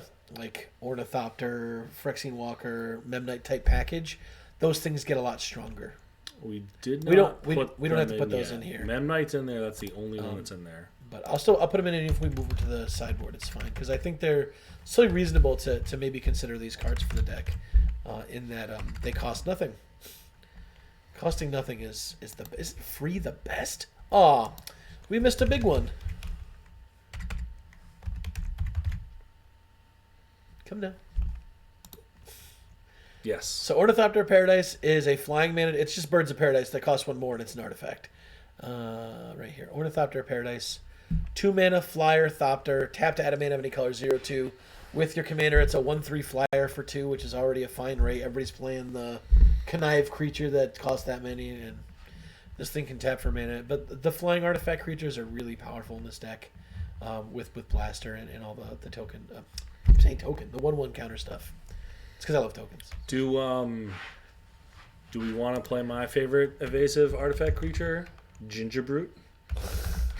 I definitely think it is at least worth considering, if anything. You know, I don't know if are we trying to? I figure we're probably gonna dump a bunch of these like junky ones down to the sure. sideboard, but I'll definitely put it in there. Ginger Brute is, I think that's a really powerful magic card though. Like, things that are unblockable are sneaky good in Commander. Right? Especially when it's like, okay, dump all the counters. Let's go. Let's see. So Ginger Brute here is a 1 mana artifact creature, Food Golem, which I think is really funny. It's a 1/1 with haste. You tap 1 and it can't be blocked except by creatures with haste. This turn anyway. And then you can tap 2 and sack it, and it's a food, so you gain 3 life. Sometimes relevant. Could be. Hey, anything that has free text line on it, I'm totally cool with. And actually, that's not even a free text line. That's a very valuable text line in this deck. Because if you do stack a bunch of counters on it and it's modular, now you can sack it to gain 3 life and put all those counters on something else. It's a combat trick, too. This is actually a pretty sweet card. I had the dog in here. The Treasure Hound. Goldhound.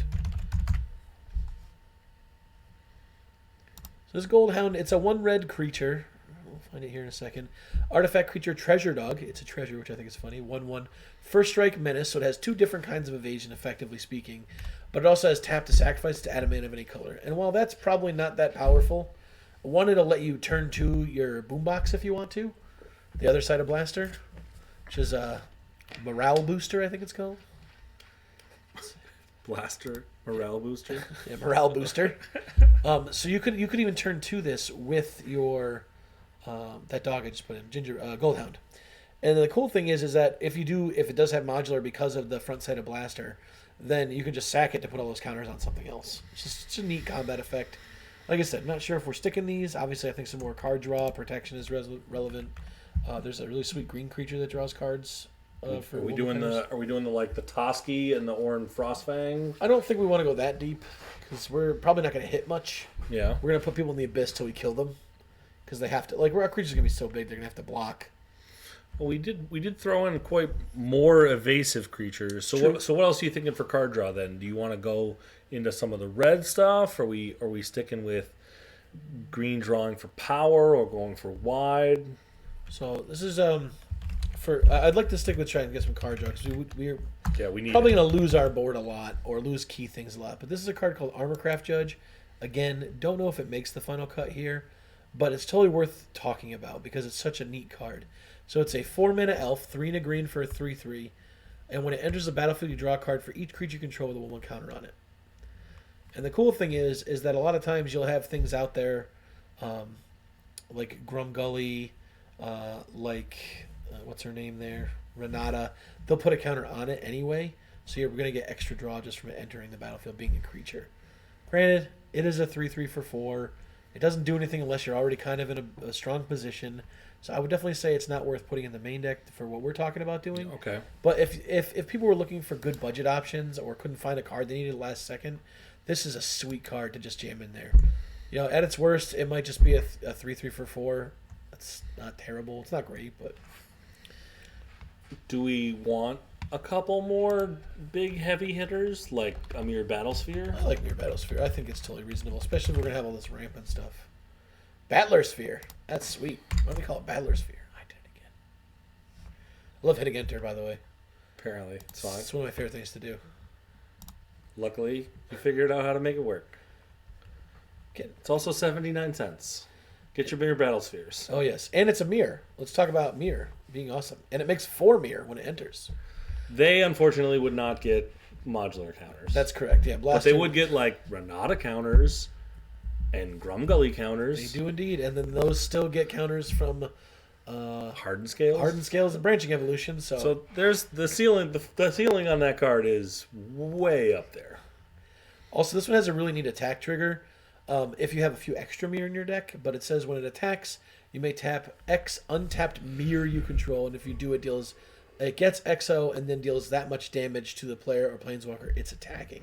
So it can be kind of used as like a removal spell for planeswalkers as a secondary ability. Granted, this thing hits the battlefield. It's just awesome because you're getting what? Minimum 8 power over 5 bodies. That's sweet. So... let me take a peek at my list here. Maybe you can. You got something else going on there? Yeah, I was just trying to dig through some Scryfall things for some other kind of artifact creatures that we might have missed. Tanuki Transplanter. That was one. Yeah. That's another one of the equipment cycle, right? The reconfigure ones. Yeah. So this is Tanuki Transplanter. I don't know if this is, like I said, not sure if it's make the deck worthy. It's like a ramp card, right? But it's kind of a rampy card. But it's neat because it's a 4-mana artifact creature, equipment dog, 2/4. That's a raccoon. It's clearly an equipment dog, Steve. I don't know if that is a that raccoon. That is 100% a raccoon, and it's even the word Tanuki, which is like a rodent, right? I don't know. That is not a dog. That's a raccoon. In any event, they decided to. When I think of the Tanuki suit from Mario 3, I don't think of a dog. Okay. You know what I mean? So it definitely doesn't make sense to me. That's like I Am Groot meets meets the raccoon. I lost it. Tanuki Transplanter. Whenever it or the equipped creature that it's reconfigured to attacks, you add green mana equal to its power, and until end of turn, you don't lose this mana as steps and phases end, which is really powerful. This thing can be enormous when it comes out. And if not, it's still 2 mana. Or it's still 2 on its base level. You're still getting 2 mana for just attacking that you get for the rest of the turn. So I'm totally into it. What about the one that I had seen, the prototype green creature that was Gaia's Cradle on an artifact creature, sort of, kind of, maybe, not really, but much weaker. Do you remember what it's called? I can't remember. It's an artifact creature. It's green. Let's use the power of Moxfield here, or Scryfall, which you can do through Moxfield as well. It has prototype. Prototype. All right. So there's not that many prototype creatures in green red. It is green. Yeah, we're already set up for the green red commander here. So. Oh, you're not even going that far. No! Maybe we'll find something else here. Cradle Clear Cutter. Yeah. This is if we want to go with the big mana, but basically this one's 6 mana 3/6, or you can prototype it for a 2 and a green 1/3, but it tapped to add an amount of green mana equal to its power. So I feel like that. I mean, that could be a real big buff of mana. I feel like that's that's definitely a high ceiling. The floor is real low on that card. Yeah, I mean, at its worst, you're looking at a 3 mana dork that taps for 1. That's the floor. That's the floor, and that's not even that bad because if you have to cast, just for instance, say you cast this on turn 2 or 3 off of just your mana, that lets you now be able to untap with Blaster on front face on turn 4. So it's not unreasonable. But while we're here, yeah, some other cool stuff. There's some other cool stuff that hit this page. Probably one of my favorite, also fun commander cards in the same vein as the one that we played. That if you attack me, I attack you back. Is that Blade Griff prototype over there? Yep, 5 mana flying 3/2 artifact creature Griffin. That'll be relevant for my white deck later when I tell you about it. Okay. It's a flyer. When it deals combat damage to a player, you destroy target non-land permanent of that player's choice that one of your opponents controls. So they can't hurt you with it, and it definitely hurts somebody. And it's not a bang. Nope, and it has to happen. So unless they pick something that's indestructible. I am totally in for playing this card in the deck, though. I think this is a sweet card. Since we're still we still really don't have sorry, one page. We still really don't have a whole lot of removal in this list. That's true. What? That's thinking. There it is. It's down there. See Blade Griff prototype here. Bang. It's a neat card. Just a cool design space. I enjoy it. So we're at 45 creatures. We're at 103 in the main. Let me just check the ideas that I had here. Make sure I didn't miss anything key. Any other? I mean, do we? This seems like a really good Great Henge deck. Yeah. I mean, we're gonna move the budget up here quite a bit with the Great Henge. I understand, but it's not like you're playing a $440 deck at the moment, and this is the card that puts you over. But I feel like doesn't put you. Oh, it puts you over. I mean, to be fair though, if you're investing time and money into a commander deck, 500 while being a lot is also what many casual commander players will invest in commander decks over time. Sure. This doesn't mean something you build overnight. You can play budget cards in there until you get the better cards. And a card like the Great Henge, while being very expensive, and I'm hoping for a reprint soon, is a card that you'll be able to put in pretty much any green deck in Commander and still get a lot of value out of it. Most green decks. So cards like that really appeal to me because you don't need to. I mean, you'll need to invest a lot, but it's a card you get a lot of mileage out of. Where you buy a bunch of Nature's Lore and 3 visits, and they only go in your green decks, and that's not a good example because those cards are amazing. But I was gonna say, where are you going with this? I'm trying to think of like some good Evolution Sage does not go in every green deck. Right. Granted it's a cheap card. I think something like if you go through this list and let's try and hit something that's like Benevolent Hydra is a perfect example. Okay. It's a very Arcbound expensive Ravager is a good example of a $17 card that only cares about sacrificing artifacts and modular. Yep. That is a super narrow good ability. It's great. It's a very good ability. But it's very narrow. You're only going to want to drop $17 on this if you're like, this deck is sweet, I need this deck. Yes. Right? Or whereas the Great Henge is like, hey, you playing green, you want to draw cards and make things bigger and get more mana? Yeah, you want to do all those things. You're playing green. It does all the things. Right? It's very good. So for sure. So there's a card draw source that we were missing there. Even though this is another card I was considering. So it's called Patchwork Automaton. Just to have some things that are lower in the curve. I'm not sure if it'll make the cut here, but Patchwork Automaton is a 2-mana 1/1 artifact creature construct. It has Ward 2, which is not nothing. And it says whenever you cast an artifact spell, put a 1/1 counter on it. So that can be very good with your doublers, can be very good with your adds. It also comes in as a 2-mana Ward 2 modular 2/2 with a counter on it if you have your commander out. So that's a lot of things. It fills a lot of little it checks a lot of utility boxes that are important. I'm into it. So I think it's a pretty sweet card for this deck. That's one of the ones I was looking at. And let me hit my list here. I don't think we need any more mana, like Myria or Palladium Mirror don't seem necessary. Just because it seems like we're kind of playing a little bit lower on the curve. So, one of the things we also talked about was maybe creatures that could sacrifice. Is this like a card? Is this like a Bomat Courier kind of deck? I mean, it's not a commander card for the most part. I mean, I'd like to at least put it in the considering board because it fits the style and it's a really neat card. It's nothing you're gonna want to like. The problem with the Bomat Courier is it's not good early and it's not good late. No, but it does sacrifice itself, and if you have enough doublers out there, you could just pay the 1, play it, get 8 counters on it, and then just pay a red to sack it and put 8 counters on something else. 2 mana, pump 8. Oh, and then when you move the counters from... we didn't discuss this yet. So if you move modular counters with doublers out, it doubles those counters. sure.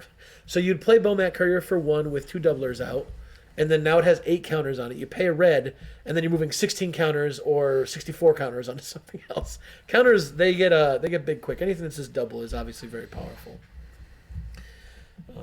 We have not looked at nor discussed a single vehicle. Are there any vehicles that you thought about for this list? No. Not really. No, I mean, the only one that I would definitely consider would be...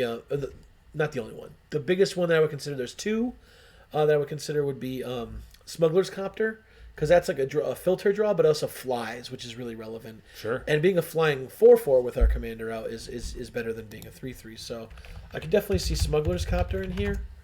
It's also like any card that gets banned in Standard is probably worth playing in most formats. Smuggler's Copter is not a joke. It is indeed a very good card. 2 mana flying vehicle.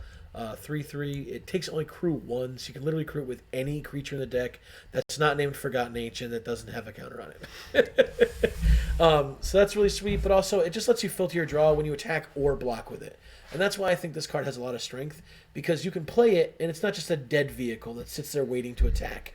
It's a vehicle that I can actually defend with, and it having another 1/1 counter on it, it's totally reasonable to defend with. And then when you do defend, you still get the trigger of blocking and drawing a card and then discarding a card. It's very, very powerful effects. We did get bunch of new equipments, new vehicles though. That I saw some ones that had some evasion and some. I think there was some other card draw one that was just printed out there. You want to maybe take a peek for a sec, Sure, see yeah, if we can look at anything. Let me put one more in here. Oh, yeah, go ahead. The boat. I can never remember the name of the boat. The boat. Big old boat. It bolts things. Oh, the Sky Chef Council flagship. Yeah, that one. Flagship council sort of. Is that one white though? No, it's colorless. 5 colorless. It's the one that makes angels. No. I'm not thinking Parhelion. That's Parhelion. Sky Sovereign Console flagship. Those are some words. Those are some words. I don't know if it's needed, but it's definitely it's a 5 mana flying 6/5 legendary artifact vehicle. When it enters the battlefield or it attacks, it deals 3 damage to target creature or planeswalker an opponent controls. It only crews for 3. It also is still swinging 6/5 or 7/6 if you have your commander out. I don't know if this is going to be final, but as far as like repeatable removal, this card is surprisingly good, and it's fairly well costed too at 5 mana. So we're gonna go look at some. Oh boy, what do we say? Vehicles. See if there's anything new. I spelled that wrong. Twice now. The Weatherlight. The Weatherlight is a good card draw mechanic in this deck, yeah. Alright, I searched vehicles and this is what came up. Oh, because I searched commander creature. Hold on. Gotta take away the... Where did I put it? There was a red vehicle that makes a boatload of treasures. I thought that one was kind of cool.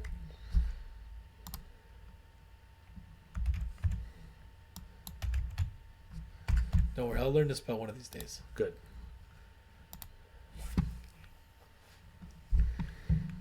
Do recent printing sort. How about that? Sorted by Release date. Because you know about all the old stuff. Slicer, hired muscle. That's like a pass around, beat people up one. How do I feel about that? Yeah, not what I was necessarily going for. Scroll down for a second and see what we get. So not Weatherlight completed, which is like a sacrifice matters one. The original. This Nautiloid ship is also a really neat card. Unlicensed This first is a Horde Hauler. All right, 3 in a red, 5/5 Trampler vehicle. It crews for 3.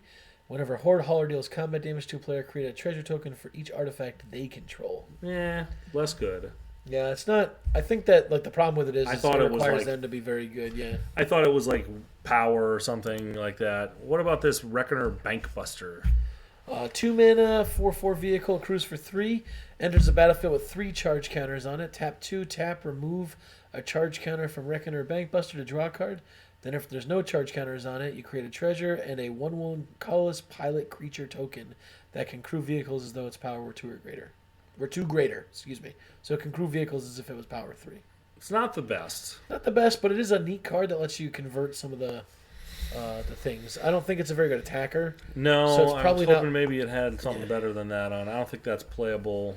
You Are there want to? any low cost? We could assemble Megatron, or we could assemble what's the Mech Titan core. The difficulty with this is it requires you to exile those things. I know it's kind of just. I was just being funny. It's is, not very It is good. really funny though. The Weatherlight. Let's look at the Weatherlight. Weatherlight I is think a that might be sweet player card. card here. 4 mana, 4/5 flying vehicle, crews for 3. Whenever it deals combat damage to a player, look at the top 5 cards of your library. You can reveal a historic card from it. As a reminder, that's artifacts, legendaries, and sagas. And then you put it in your hand and then put the rest in the bottom of the library in random order. So that's basically like draw 1 every turn you hit somebody. And doesn't our commander crew that? Yes, it does. Most things in our deck will probably crew this pretty effectively. I think Weatherlight is a great add. We have a blaster here for reference. And it's fun. Like, as much as I love building powerful decks too, it's fun to build like a fun deck, doing fun things. I didn't spell it wrong. It's still thinking. Gotcha. Oh, Moxfield, you slow girl here. It might be my internet more than anything else. Nah, we're fine. So that ended up over here, I think. The Weatherlight. It's not even the Weatherlight. It should be the Weatherlight, right? It is legendary. Another flavor or another egregious oversight by Wizards of the Coast. Hot takes. Should be the Questing Beast, the Weatherlight. If you're gonna make them legendary, don't give them a generic name. Yeah, throw in the. Just needs a the. We're gonna start our cuts pretty soon here. I think maybe one more quick look at these last list I have. That one only does 1 creature. That's everything I got that I wanted to talk about. We could do like, what's our artifact count up to now, including creatures? Including creatures, if we so look down 7 below, plus. what was our It's little? the 45, so we're at 52. Is this a Mystic Forge deck? Probably. I mean, if we're just trying to like, Yeah, are we generate worried about advantage. card advantage? I don't feel like we have enough, given that we're like a commit permanence to the board game plan. Yeah, I will say you can pace them though, because the things like we're probably gonna be cutting quite a few of these ramp spells, but the thing about these that's really nice is they let you build your board without committing like major cards. They just replace themselves. Sure. And that was Mystic Forge. This is it's a different one. Well, I like the green a lot though. It's a 4 mana artifact. Says you can look at the top card of your library at any time. You may cast artifact spells and colorless spells from the top of your library. You can tap and pay a life to exile the top card of your library. I mean, when this thing hits 3 times in a row, you feel like a superhero. Yeah, it's pretty spectacular, especially if you have like reducers out and everything's free. Also, I think Mystic Forge fits really well in the. Where's the considering? Did I skip it? Do we have 8 considering cards? Yeah, we've been pretty conservative this time. Oh, I didn't put them in. Oh, we have a lot more creatures in here than we need then, because like we still have the Memnite in here. Like this is just an idea. Like I was gonna. Yeah. But Memnite, things like this, Memnite and Ornithopter go really, really well with Mystic Forge. But I definitely think those are like the free creatures are totally worth cutting because they're very underpowered. So let's move them over to considering for now, especially because we're gonna need to start cutting the deck down. What was it? We got a lot of creatures in here. Well, I mean, that's what we wanted a lot. This is sweet. I want to play this. It looks like fun. Bomat probably can hit the considering board. I was just trying to think of like what else do we have that was an artifact creature that also could potentially draw cards. It's super sweet, and I dig it. So no complaints from me there. I love the Ginger Brew. What do you feel about Goldhound? Do you want to leave it in or take it out? First strike and menace. Like if that gets even a few counters on it, it's like a threat. It is super hard. And then to it can deal sack with. itself too, which is nice. Right, because don't forget we didn't put any sacrifice outlets in the whole deck Oh, Ravager. besides Ravager. It's just Ravager. So our whole like idea of a combat trick in that sense is But it's definitely lower. There are quite a few things here that not quite a few. There are a few things here that do sacrifice themselves or other things. This is my pick still right here. Scrapyard Recombiner taps the second artifact. This might be a reasonable deck to play Koldatha Forgemaster in, just because you have so many artifacts that are willing to sack. Sacking 3 artifact creatures and moving their counters around will be a lot, but then tutoring up another artifact to the battlefield. We did forget something that we talked about when we were talking about brewing this, and kind of the idea we had at the beginning of the episode where I said, this is the perfect kind of deck for me where I want to put a janky combo in here. What's your janky combo that you want to play? So I thought of this one. I was like, anytime you have a Walking Ballista, there's potential to win. Yeah, 100%. Walking Ballista just does things. So I was like, how could... I don't want to play any of the effects that like really go crazy with that. But all it takes is a Hardened Scales. And I'm like, I think I got a line here. And I looked it up. That's right. And I think Vigor works. So the way Vigor is worded, Vigor is just a good like protection to have in a deck anyway. It won't give me just Vigor. Why won't it just give you Vigor? There's just too many other things that have Vigor in it. Amulet of Vigor, all the Vigors.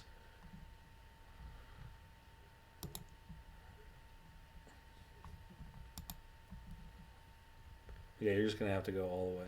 It's all good. Where's the big dude? So Vigor's right here. There he is. It's 3 green for a 6/6 trampling elemental incarnation. Now, this is where it gets really good. If damage would be dealt to another creature you control, prevent that damage. Put a 1/1 counter on that creature for each 1 damage prevented this way.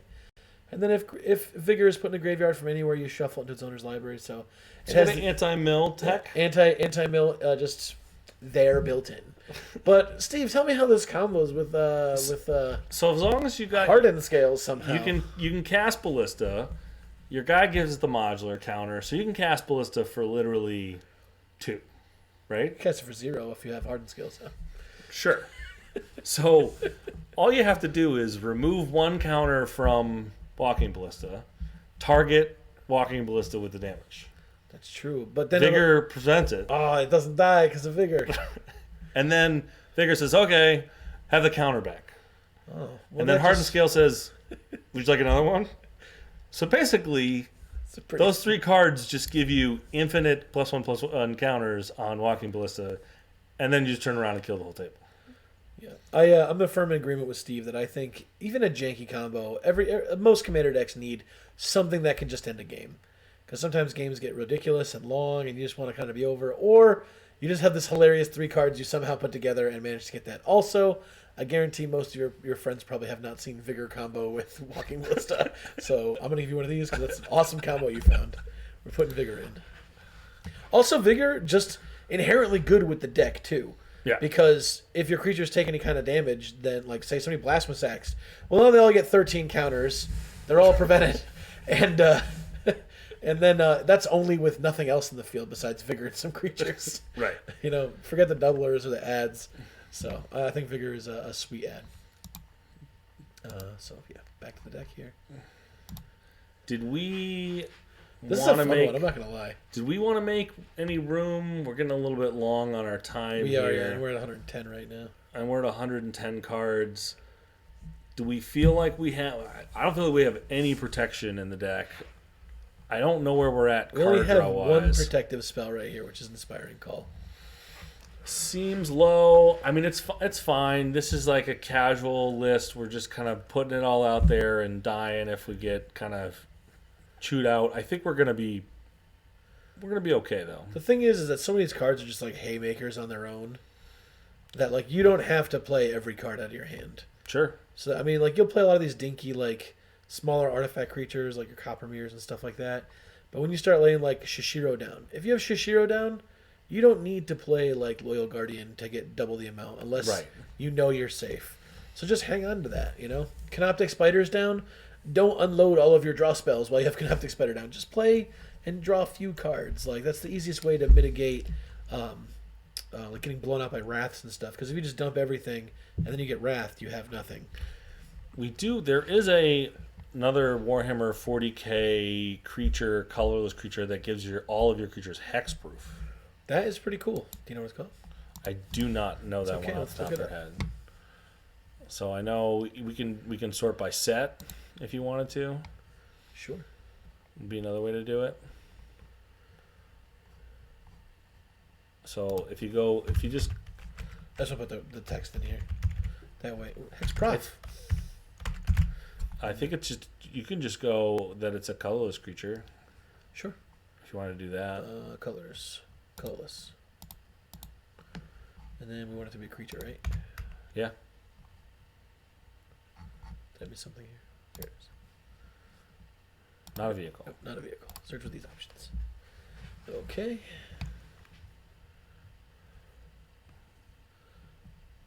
Crypto Thrall. This is a sweet card. Oh. Sorry, Steve and I love this card, Crystalline Giant. There's an app for it, and it's awesome. Shout out to whoever built that app. Thank you very much. Yeah, you rock. It's so much fun to play with this card. It does have the word. It does have 1/1 on it. 1/1 counter. Not quite. Yeah, probably not. Crypto Thrall. You think that's got a spot?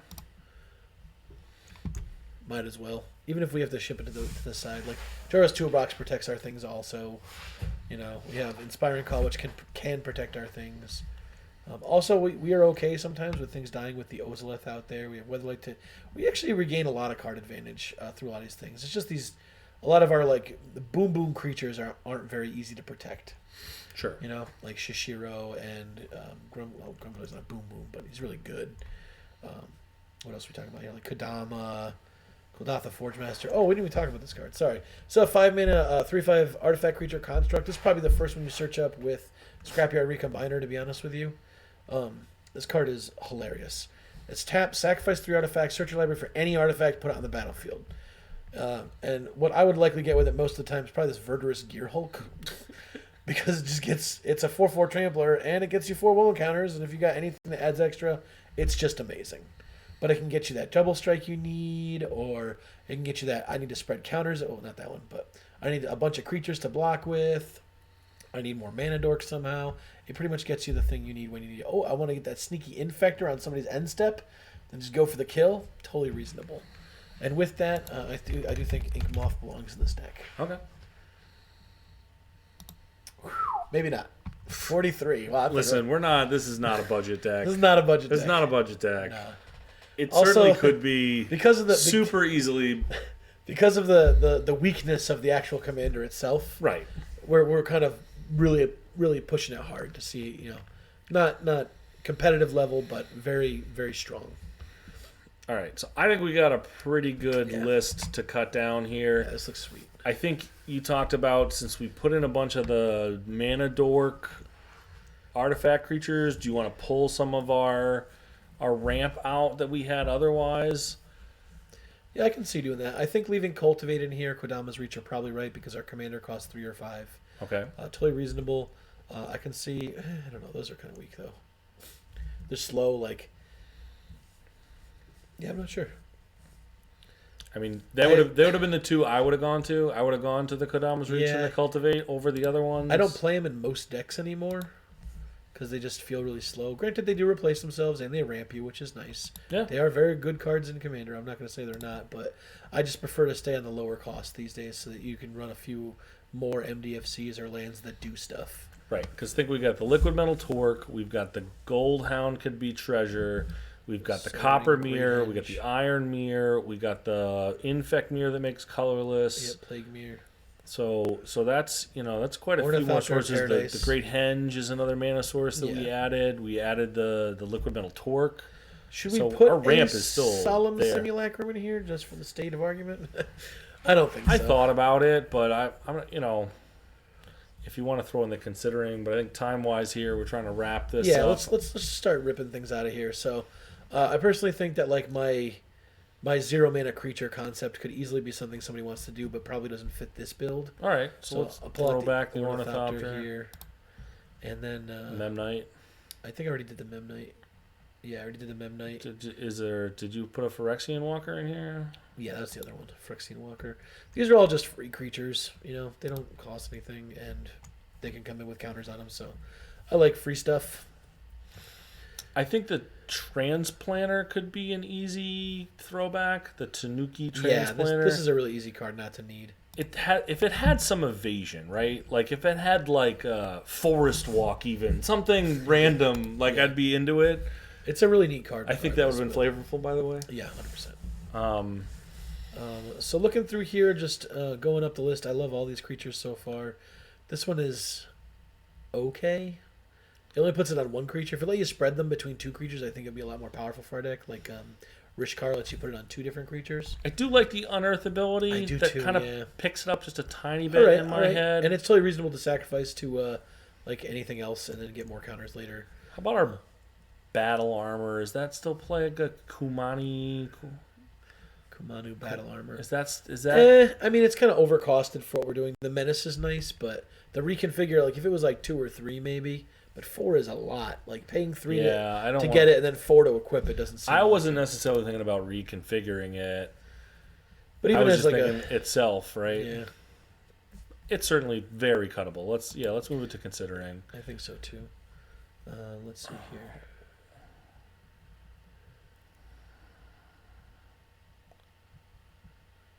The Evolution Sage probably isn't necessary. It's not an artifact creature and only cares with land drops, and we're not playing many fetch lands, if any at all. So yeah, to me, it's just like a win more card. Sure, I'm fine with that. I'm okay moving that to the sideboard. It's a sweet card, don't get me wrong.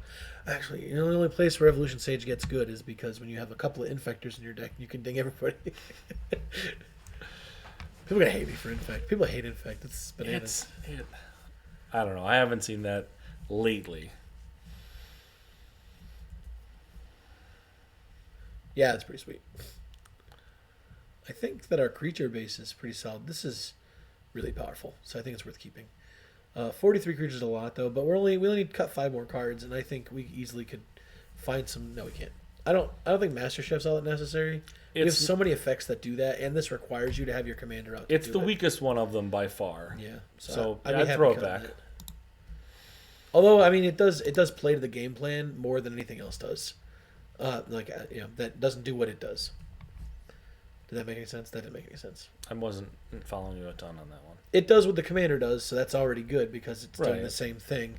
And it also allows Blaster to enter with a counter on it too.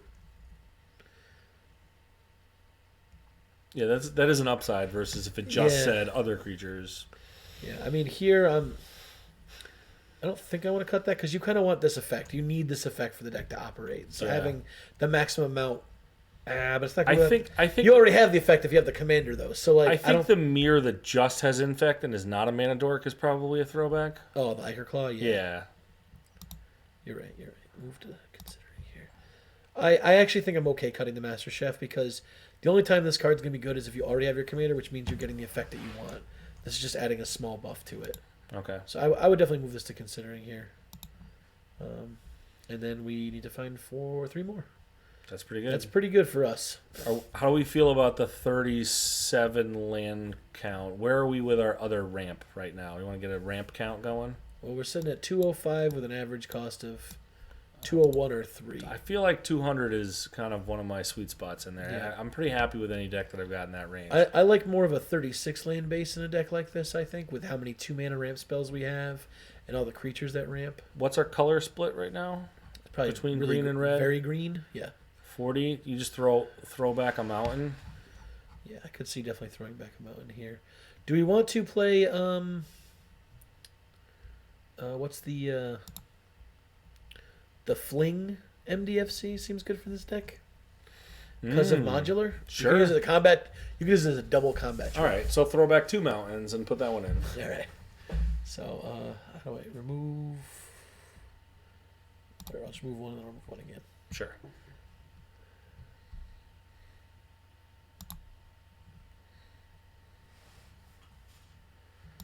All right.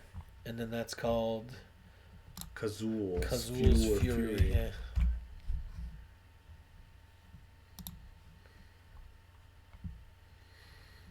Sweet.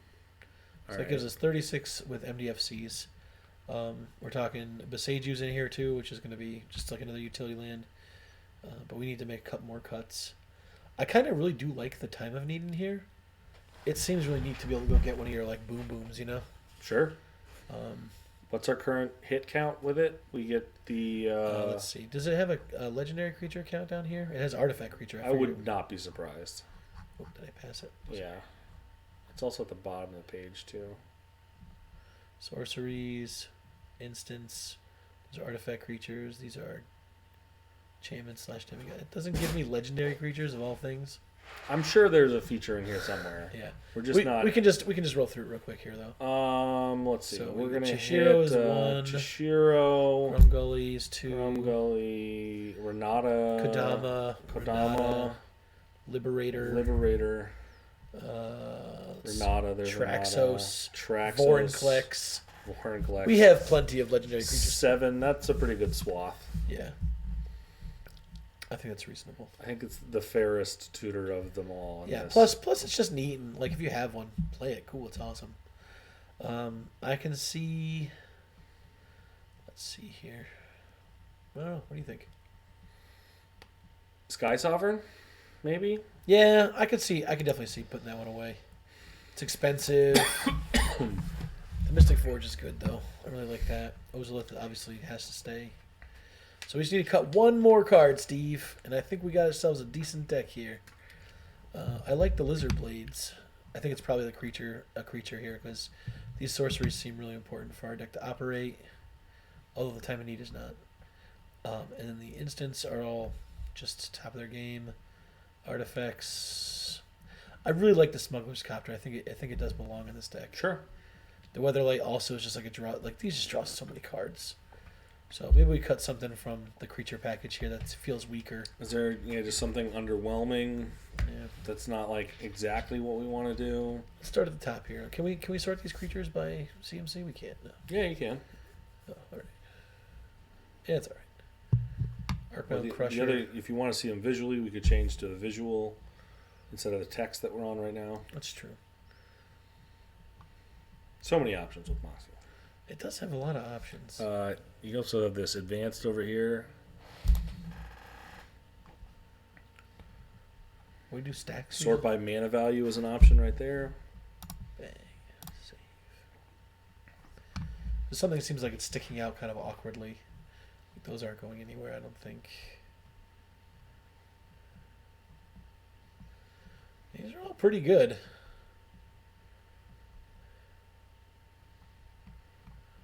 Like the cheap creatures seem great. We could probably cut the Plague Mirror. It's not like necessary. Yeah. But it is a mana dork, and it's something that's really good to pile counters on. So, I don't know. I'm still kind of iffy on that one. Grumgully does non-humans, which is everything. Modify creatures. This searches for basic lands. But it gives them all trample, too. I don't know. I mean, we still have 6, 9, we have 15 basics in the deck. Yeah, so we can ramp it up pretty well. Oh, no, I only got all 15 of my basics out. I would say the Crusher's, like, it's good, but it's not great. Sure. So that's on my short list, I think. I really like the Reclaimer because it lets you remove counters to put artifacts back on top. I'm fine with Crusher. By the way, Reclaimer with Mystic Forge is very good. Yeah. Shiro, Crypto Thrall is good. Crawler. Do we need the Crawler? I mean, Crawler's just it can be so much mana. And it's colored mana too, which is relevant. I can see Crawler on the short list. I think it might be the Arcbound Crusher. The Arcbound Crusher, this one? Yeah. Yeah, I think you're right. It seems the weakest. Like, it requires you to like really extend to get a lot into it. Yeah. It has trample, which is nice, but we'll go ahead and consider it. And I'm going to say at 574.15, this deck is probably done. Let's go ahead and take a look at it, what the cards look like. View as stacks, right? Grid? What do we normally do? Whatever makes you happier. I don't know what or what. Good enough. Nah, I don't think that's what you wanted.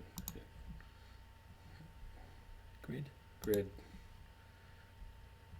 That lets you see the full image. Huzzah! There's your creature package. Very interesting looking. There's a few sorceries up your way. Oh, I forgot we put Jessica's Will in here too. Instants, artifacts, enchantments. Lands are pretty standard, just green and red. Yeah. Can probably... Now the other feature that I found on Moxfield here, give me a second, let me drive for a second here. Something if we wanted to see a couple different things, but there's also this option over here which is neat, is update to cheapest. Oh. So you can take any list that you pump in here and update to the cheapest version of all those cards. So look at that. We just knocked, some money off of the deck. Did it just go up? No. I swear it just went up. You can't go back though, right? It doesn't let you.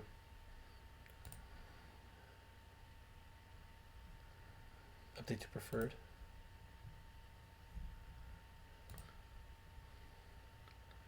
I won't go back. That was the warning it gave us. Gotcha. It's all good.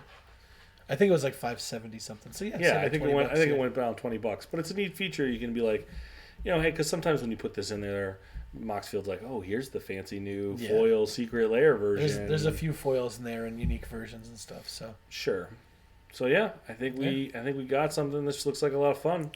I want to build this week, I think, and play it. Sounds like fun. That's awesome. All right, everybody. Yeah, thanks for joining us at Altar of the Brew. We're here Mondays at 8:30 as of right now, and we'll see you next week. Everybody have a good night. Thanks a lot.